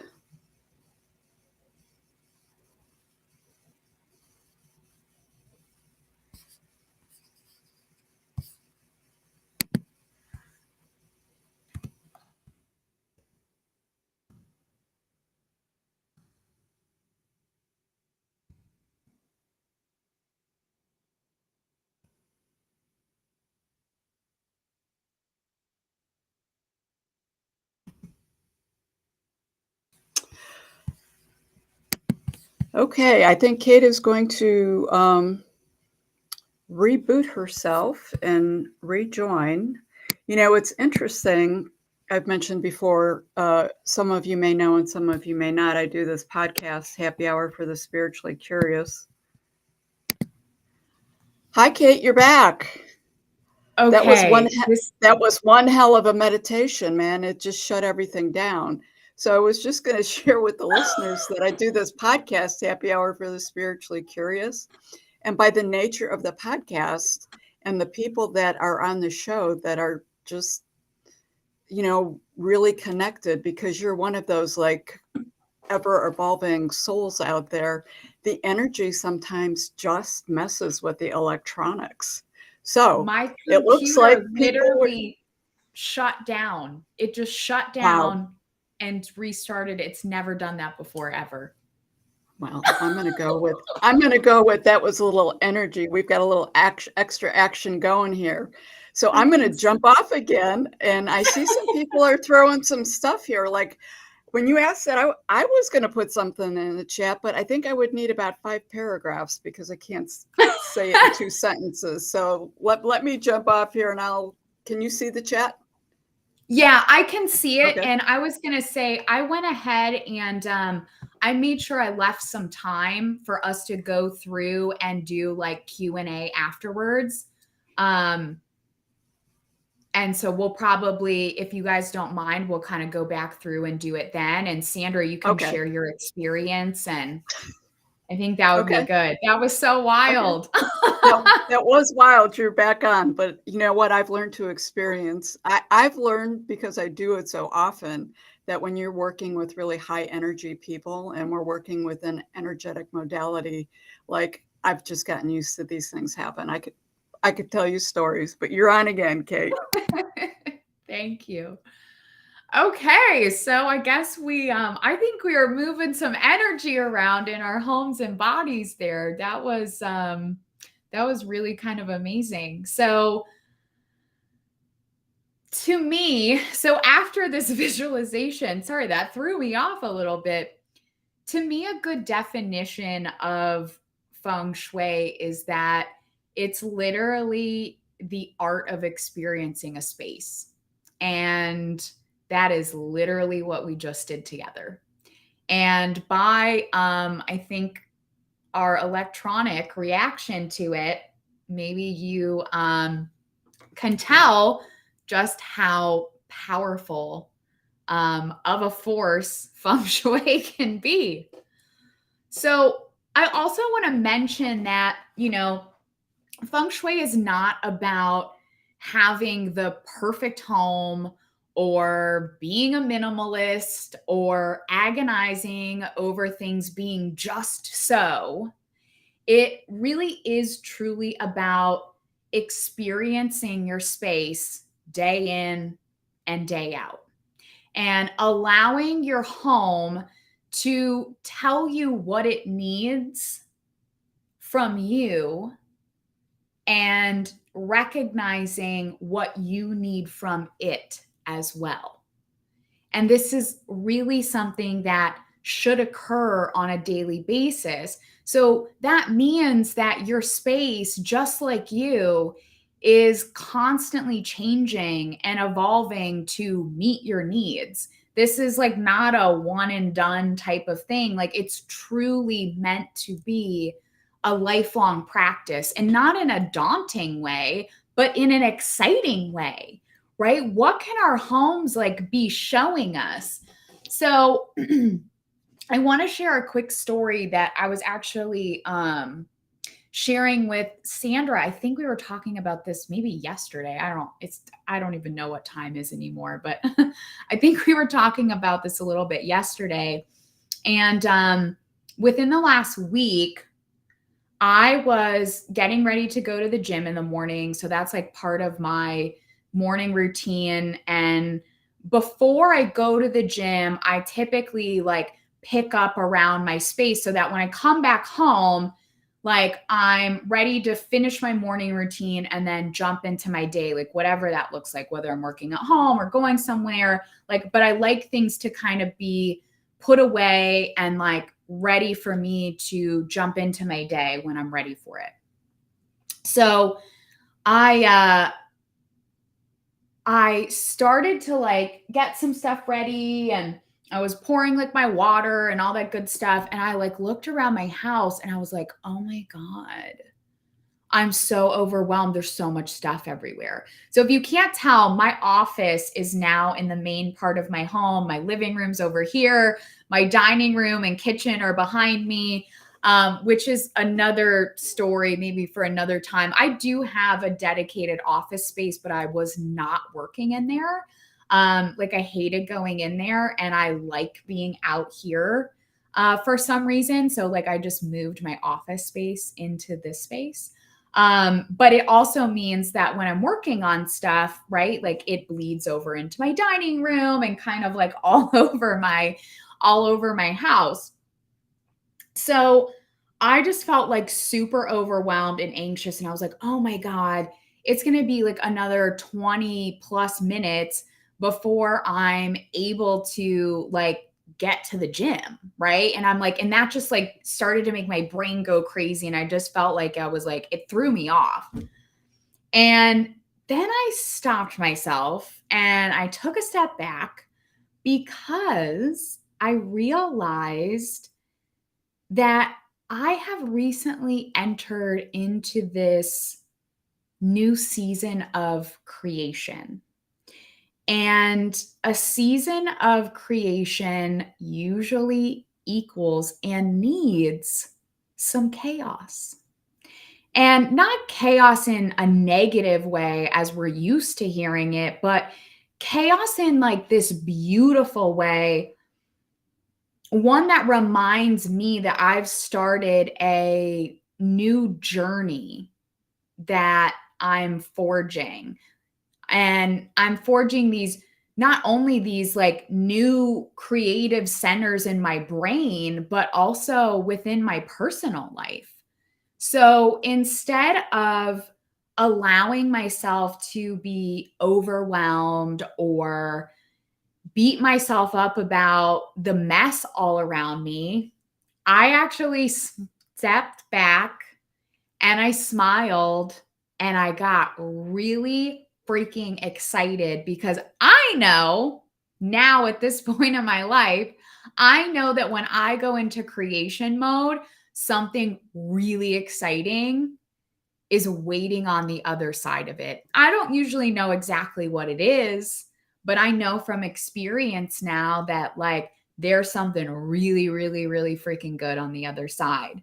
So I want to say that to remind you that you can really choose to embrace your life instead of stopping this progress. And that's something that you can do personally, but you can also choose to embrace within your home. Now, I'm not saying that like clearly I cleaned up behind me before our call today, right? Like I'm not saying that you leave a mess everywhere for months and months and months. Like that becomes stagnant energy. Like we don't want that, right? But there is a time and place. And if we can get more in touch with our intuition and what our home is trying to tell us, it will allow us to use that discernment to choose when we need to embrace our life and what's flowing and happening for us instead of stopping ourselves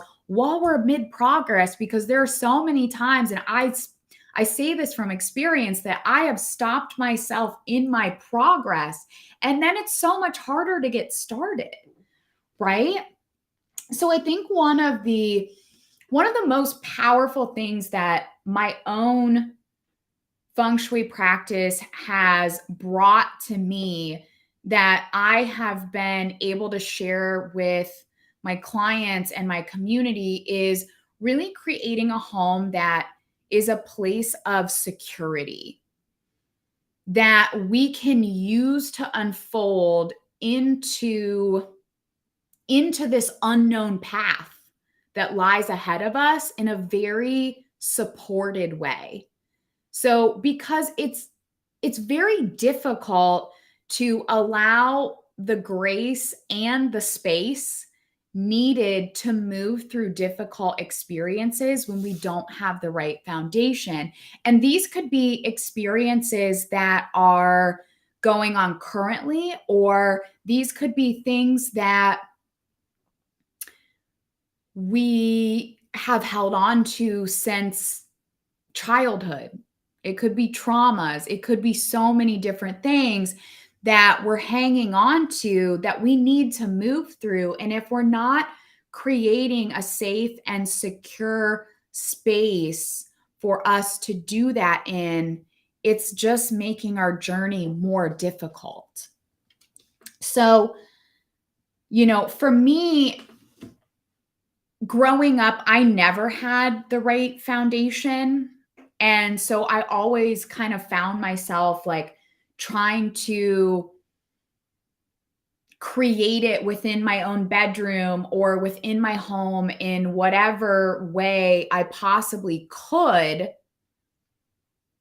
which is why I believe that, I was led magically to this space of becoming a feng shui practitioner, 30 plus years later. It was just kind of divinely meant to be. But I want to talk about some practical ways that you can create a safe zone within your home. And I mean, ideally, we want our whole space to feel that way, right? But if you don't feel like that about your home right now, it might feel extremely overwhelming to prepare your entire home at once. So I'd like you to think about this with like just starting with one room or even just a corner where you can create a safe space. So I think it's really important that this is a space that we can relax into, right? Maybe it's meditation, maybe it's drawing or painting or doodling, or just something that allows our mind to settle.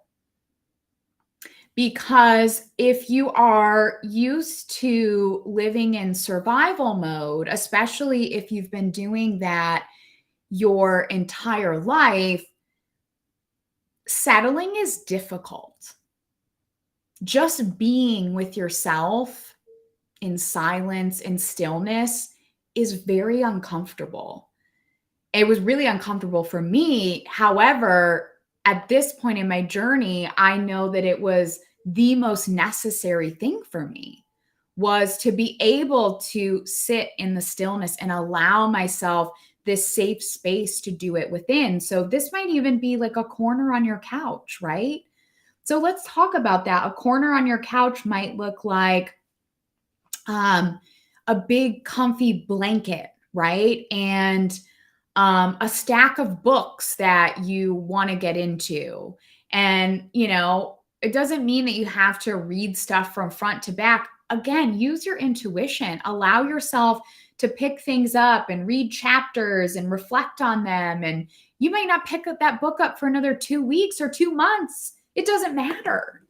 Maybe you move on to something else. So I think this is like a space where you can just sit and be, right? Where you feel comfortable just doing that. And if you have other people in your family that don't understand this being, this getting still, maybe this is a walk-in closet. Maybe it's the floor of your bathroom. It can literally be anywhere.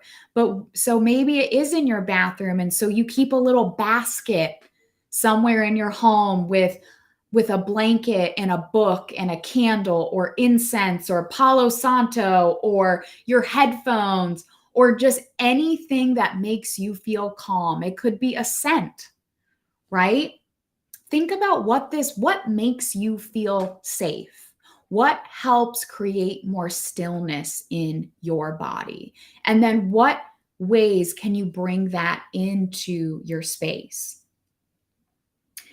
It's really important that, the reason we're creating this safe space is we need to create this place of security for our emotions and for movement, for moving those things through our body to allow ourselves to release. Your safe space might be in the bathtub, right? It might be taking a bath.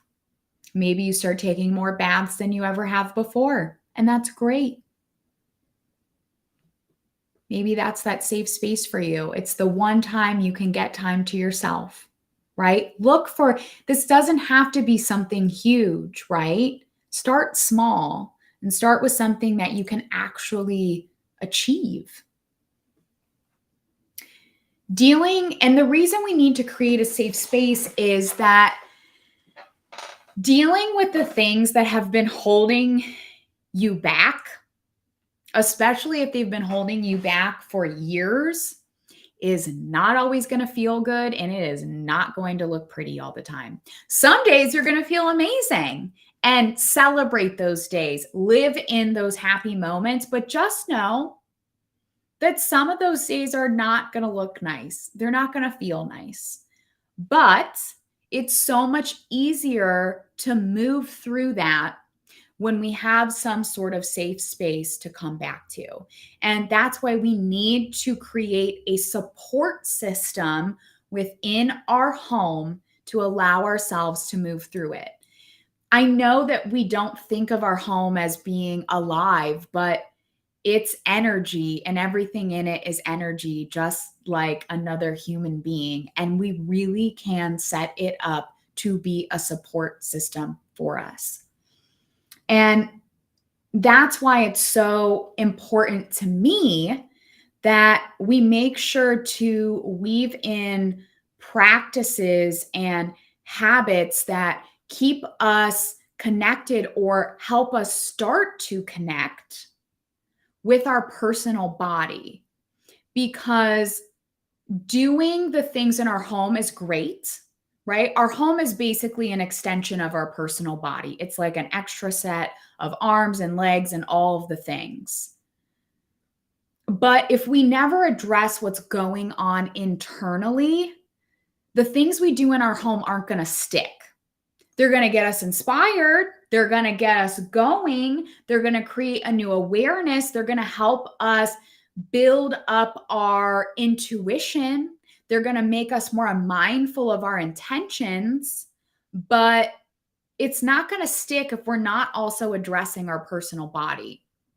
So I'd like to share some of my favorite things to do that have helped me not only get in touch with my personal body, but have allowed me to continue to live there, continue to stay in this body in a very safe and supported way.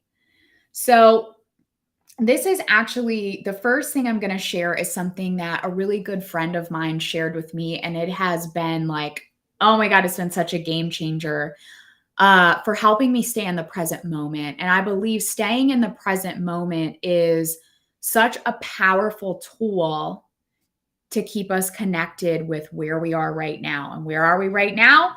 We're in our body. No matter what our environment looks like, no matter what's going on here, there, and everywhere else, where we really are is right here.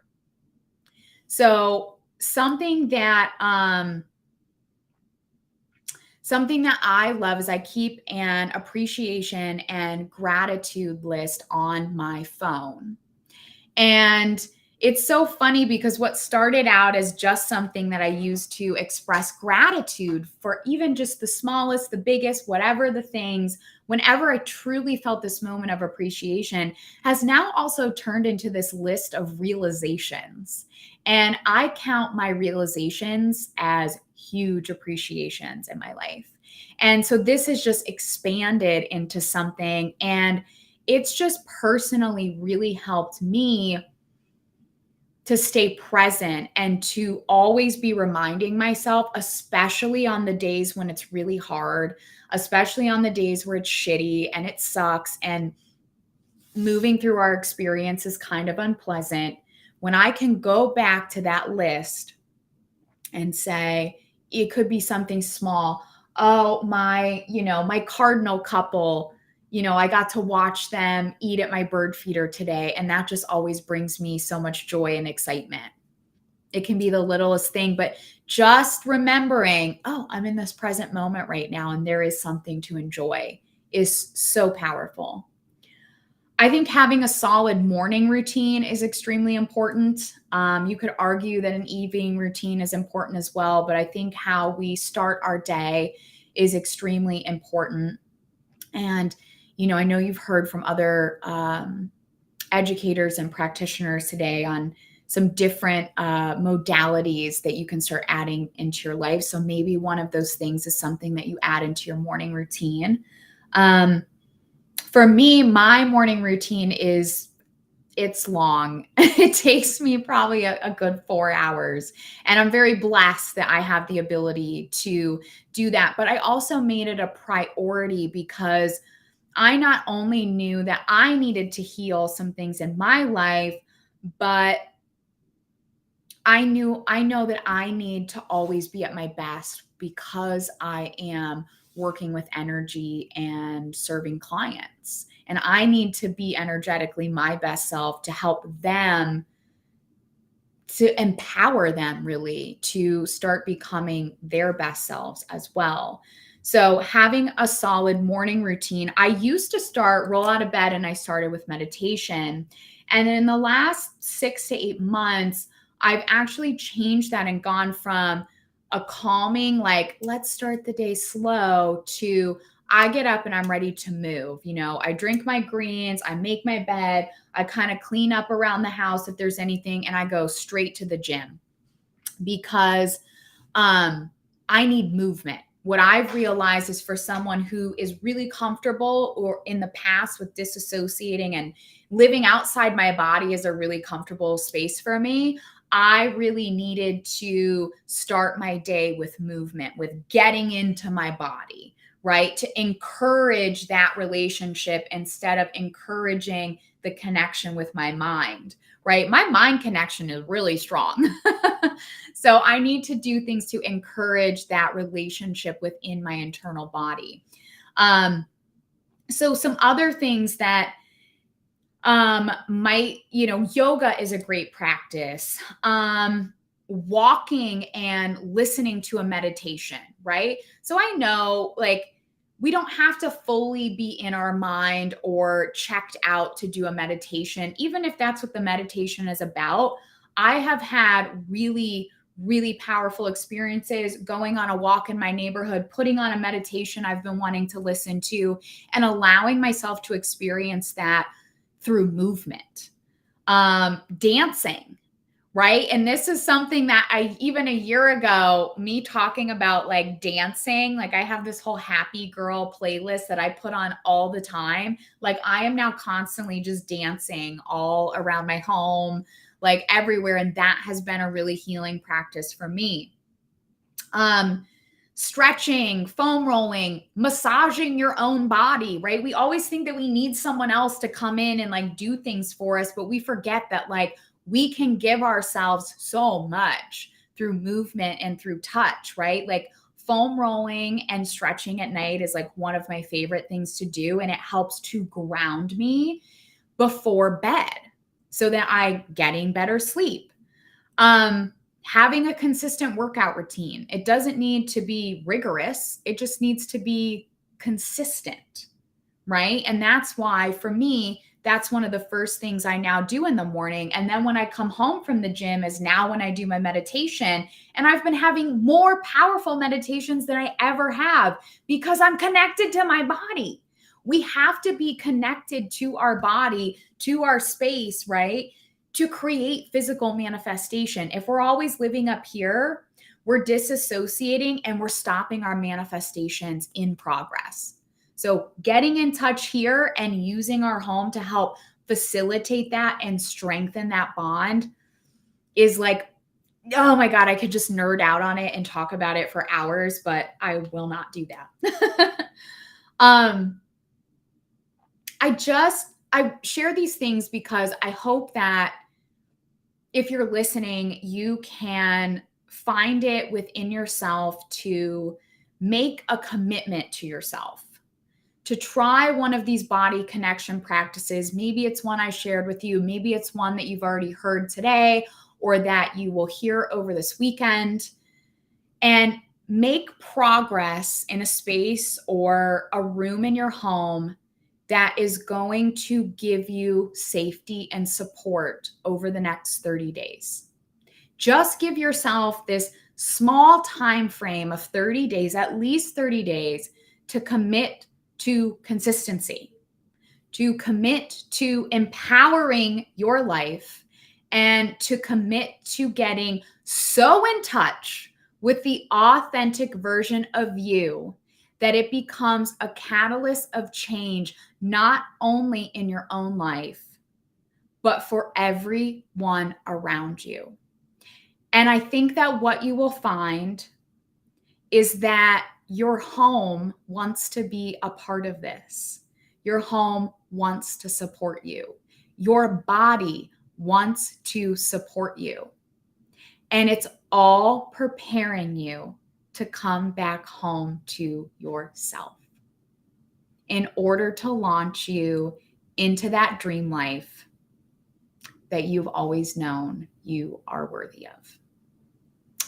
And with that, I hope we have a few minutes for questions, commentary, and or sharing. Wow, Kate, that was really special and very powerful. Thank you for putting yourself out there and being really authentic. You covered a lot of really, really important topics. Because one of the things I think when, you talk about home space and feng shui, and we've talked a little bit about this in the past, are people, sometimes a person could just focus on an item or a design or an area. It's sort of like, what can I put in my house and what part of my house to bring in wealth and abundance, but they're not going to address their poverty mentality. So it all has to come together. It's not just about the physical environment and doing that. It was interesting. It looks like the people in the chat all had bathroom, were all being pulled to the bathroom, and then you talked about the bathroom, and I thought, okay, this is interesting. I will say it was a very powerful meditation, and I mean, it really took you there to the visual. I don't know this home that I was in, so Ooh. that's what was like. I'm like, this is familiar, and I know that I've been here, but I don't know where this is at. So it was interesting. It was like a long, narrow hall, and it took me to the small room. So I'm sure that this is like super layered in all of this, but the thing that was obvious to me was it was like a kitchen kind of space that came together, and it was like sort of 50s dark, but it was like, it was empty. It was devoid of humanness or feeling. And then I forget where we went in the meditation about like, what did we want it to be or what did we see it? And it was like, what does kitchens mean to you? And kitchens to me are always a place of coming together, socialization, whether people are visiting. If you're having a party, the party's always in the kitchen in, my world. So it was like bringing all that energy in, and I literally could see the space like transform. And it wasn't necessarily the physicalness. There was some of it, but it was just all the people who were mingling and chatting and doing their thing. So it was interesting to me that it wasn't a space that was real to me. It was real to me. I maybe in some other life, or is going to be real to me. That's what was struck me as odd, but the rest of it like was logical to, I think, where you were going with it.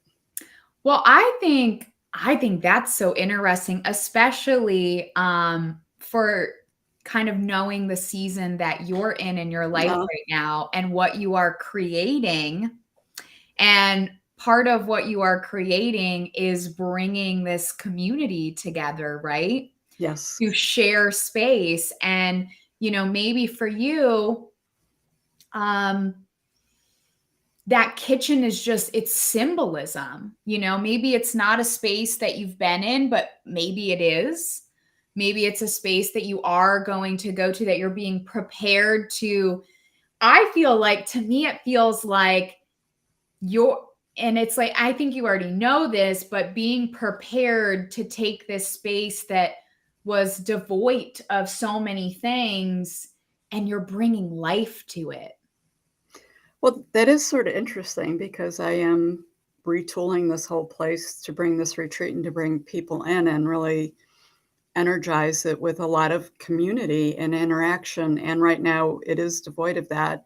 And now that you say that, I've totally that's the one room that I've getting close to getting done, is the kitchen. So the kitchen is transforming. But so I have two questions to ask, just with the feng shui part.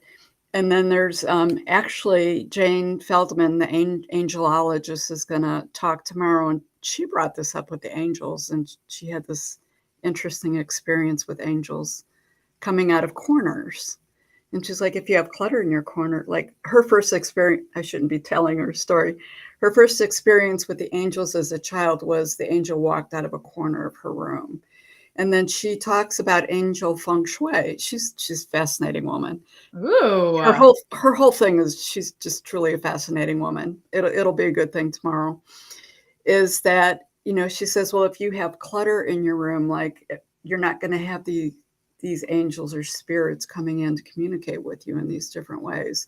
But the topic of corners come up all the time. The other is, I've noticed you have a lot of live plants.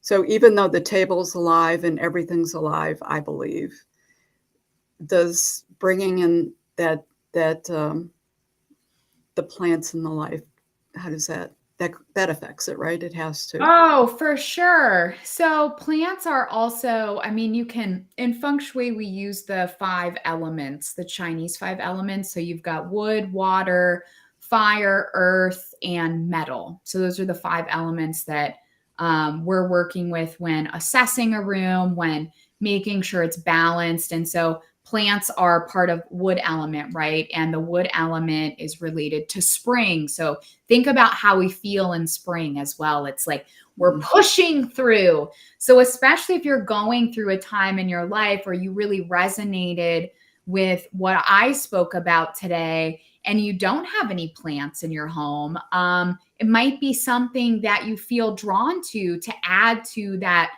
space that supports you, because, you know, just thinking about that energy of starting as a seed, and, you know, you can't see a lot happening, and then it starts to push through, and then it grows in, you know, it grows into something. So it's about growth energy. It's about forward movement, and it's about pushing through. And I mean, there's so many other interesting things that we could talk about with plants. But that is one of them, at least as far as like elemental energetics of plants as well. Okay. So how about those corners? I am like, you know how much I want to like dive into this like angels in the corners thing. Like my mind is like on fire right now. So I definitely think, well, the corners are important in feng shui for a couple reasons. One, if you are looking, if you're using a Bagua map, or you'll hear me refer to it as a home energy map. If you have no idea what the heck I'm talking about, that's something I will say. If you go to my website, homesliceliving.com, there's a couple different places that you could go, right? I have a free online community that if you click on it, you can join for free. And we have tons of different resources, and I'm always adding stuff regularly. And then on the website as well, you'll see like a shop, and there's like a guide. And we have like a Bagua guide that will help you get more familiar with what that is. So the Bagua is basically breaking down these 9 energetic areas of your home, which I personally believe are attached to your chakra system as well. And basically, we want a home in like with our total floor plan, Mhm. right? We want a home that's a square or a rectangle so that all those corners are accounted for. And while each of those 9 areas of the Bagua are important, I really put a lot of emphasis on those 4 corners, right? As well. Yeah. One, we need those 4 corners present, or we need to fill them in so that we don't have any energy leakage. But also because those are the corner, I like to think of them as cornerstones, right? They're those points that anchor in a solid foundation. So from that perspective, corners are extremely important. On the interior of our home, looking at corners, it's very much a place where energy can build up and become stagnant, right? So even if you don't have clutter there, your corners are always a place where, as energy moves around, it just kind of can get stuck, right? It becomes stagnant. And that's why it's so important, I believe, to have some sort of clearing practice that we do, right? Whatever that is for you, it could be sage, it could be incense, it could be drumming, it could be chiming, it could be, you can have a feather, it could just be your hands, or it could just be you setting an intention because you're like, I don't want to do any of the weird stuff, or, I'm not into that. Just you could go through and set your intention, right? Or when you're cleaning, when you're just doing normal cleaning, you're thinking about an intention, like, and that's why it's important, in my belief, to have like a regular deep clean of your home as well, right? Where you're doing the baseboards and you're wiping things down and you're washing curtains, like just things like that, because no matter how positive our energy is, and no matter how great our life is, and no matter how feng shuied our home is, you're always going to have energy that builds up in certain areas. And that doesn't necessarily mean it's bad. It's just the way it is. So I think that that's something to be mindful of when it comes to the corners of your home. And I can't wait to listen to what's her name? That's gonna Jane Feldman. I'm very excited. She's the angelologist. So that takes home hygiene to a whole different level. So I know that you also partner with Julie Baldino on occasion. Yeah. So Julie is actually going to be on the summit on Sunday, and Julie is a massive, she takes crystals to a whole new level with her knowledge and how she uses them. So when you partner with her doing a home project, what does that look like? So, well, it's funny. I feel like Julie and I, so it's like I'm interested in crystals and she's into feng shui. And so when we come together, it's like our brains just like, I have basic knowledge of crystals. She has basic feng shui knowledge. And then when we get together, we just like go down all of these rabbit holes. So her and I have done many like series on TikTok, which then I've shared on my podcast in different places, where we've broken down like the Bagua map. We've got into creating crystal grids for certain areas. Our next thing that we're going to do is breaking down like the body parts, and how it relates to feng shui and issues, and then crystals we can use. And I think we're also going to do either one episode. We'll probably make this into it'll either be a longer episode or a couple part series where we're going to go really deep into the bedroom, and especially like geared towards couples, right? Sure. Yeah. So geared towards couples and like bringing spark back, or if you're single and you want to bring in this more passionate. So it's like, gosh, I don't even know where to like pinpoint all of the things that her and I kind of like conjure up when we're working on stuff, because it's just so interesting. And I love Julie so much because she has such she's so knowledgeable, right? Like it's not like oh my God. all this She's stuff up about crystals, but she's so intuitive and logical in so many ways with how she uses them that like her take on stuff is just, I feel like we both kind of have that same perspective when it comes to our craft. Like we get really deep into it and we can like go down the rabbit hole, but we're also pretty practical and logical about our applications. Okay. So I don't think that answered your question at all. No, but it answered it in different ways. And I agree. I've never met anyone as knowledgeable and insightful as Julie when it comes to crystals. So that'll be a really powerful, I was going to say a segment that we're going to do at the summit, and it'll be great for the last day of the summit. And so for the people who are online here, any other questions that you have for Kate? I was trying to scroll backwards as I was getting in here because there was a bunch of stuff in the beginning. yeah, I can't see any of that since Yeah. it kicked me out.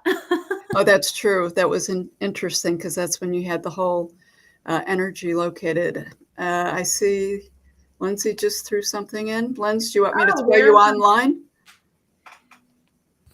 Let me just pull her up. Surprise.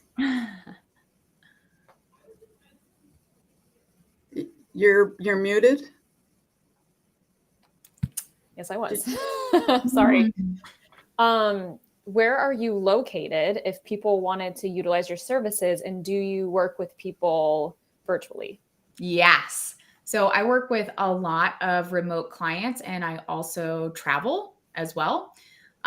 So I work remotely. My main location, I'm in Chagrin Falls, Ohio. So northeastern Ohio, like outside of Cleveland area.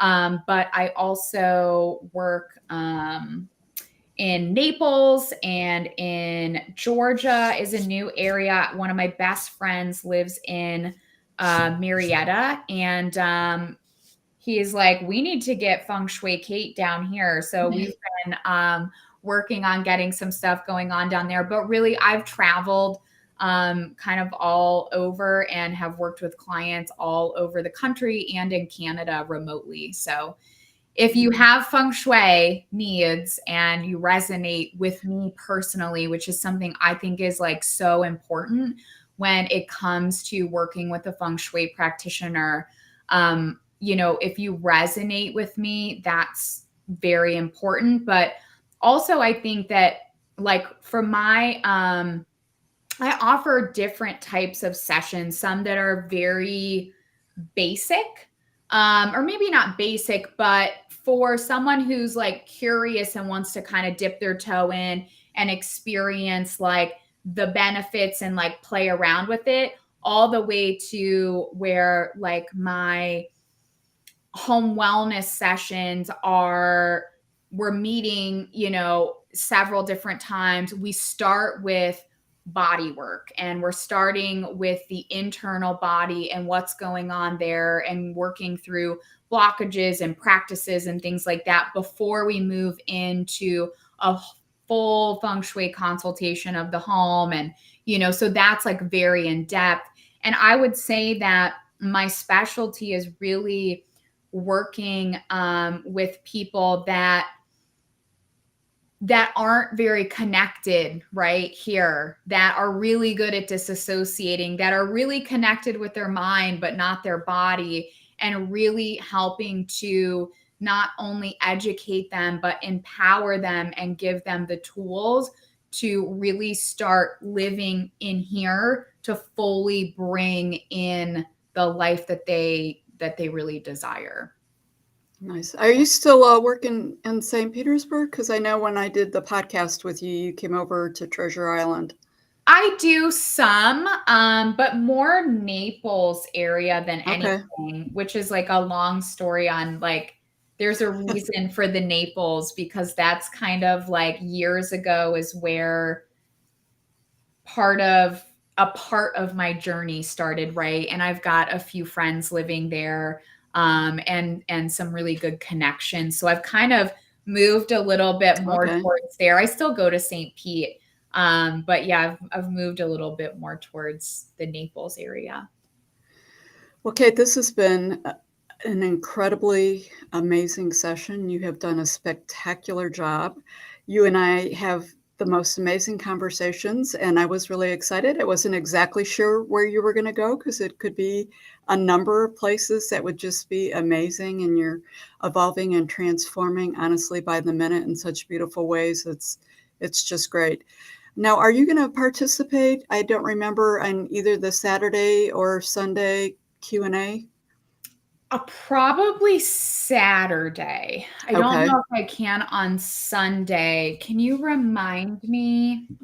Yeah, I'll look at your email. I know. Yeah, it's fine. I mean, one or the other, I think, would meet our needs. And I mean, obviously, if you can't, we can always feed you questions other ways. So, any other questions from the gallery there, the chat room? I don't see anything right now.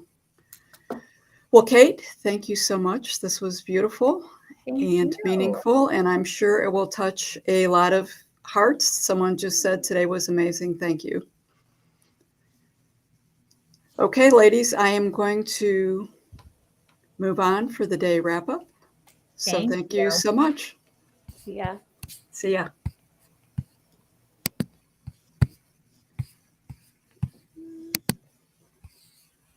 Wow. What a first day for the Wild Soul Gathering 2023 Summit. Embrace your spiritual self. We've had 4 great speakers. We started with Elise Free, then who talked about working with cold and the spiritual journey and her manifestation. And we went on to Geores, who talked about the tarot. He is just an amazing wealth of information on the tarot, and actually as well as some other spiritual modalities. And of course, the amazing Rick Hayes. Gosh, he did a great job with that presentation. And then we really slammed it home with Kate Troyer, who brought in feng shui and energy work and bringing ourselves into our body and being present and really sort of bringing everything together as one package. So I'm excited. I'm grateful for everyone who joined. Tomorrow will be day 2 of the summit. If you have friends out there who want to sign up, they can still sign up for days 2, 3, and 4. And on our agenda tomorrow, we have 4 speakers. We will start our day with Sarah Saxby. And Sarah runs a blog called Comfortable Health. She's a holistic nutritionist. She is an intuitive coach and a visionary.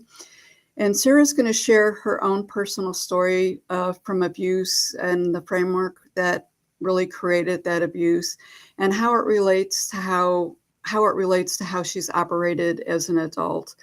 I think many people will find her stories very relatable and empowering, and especially for women, she gives a lot of inspiration on how to begin making moves to a truly blissful life.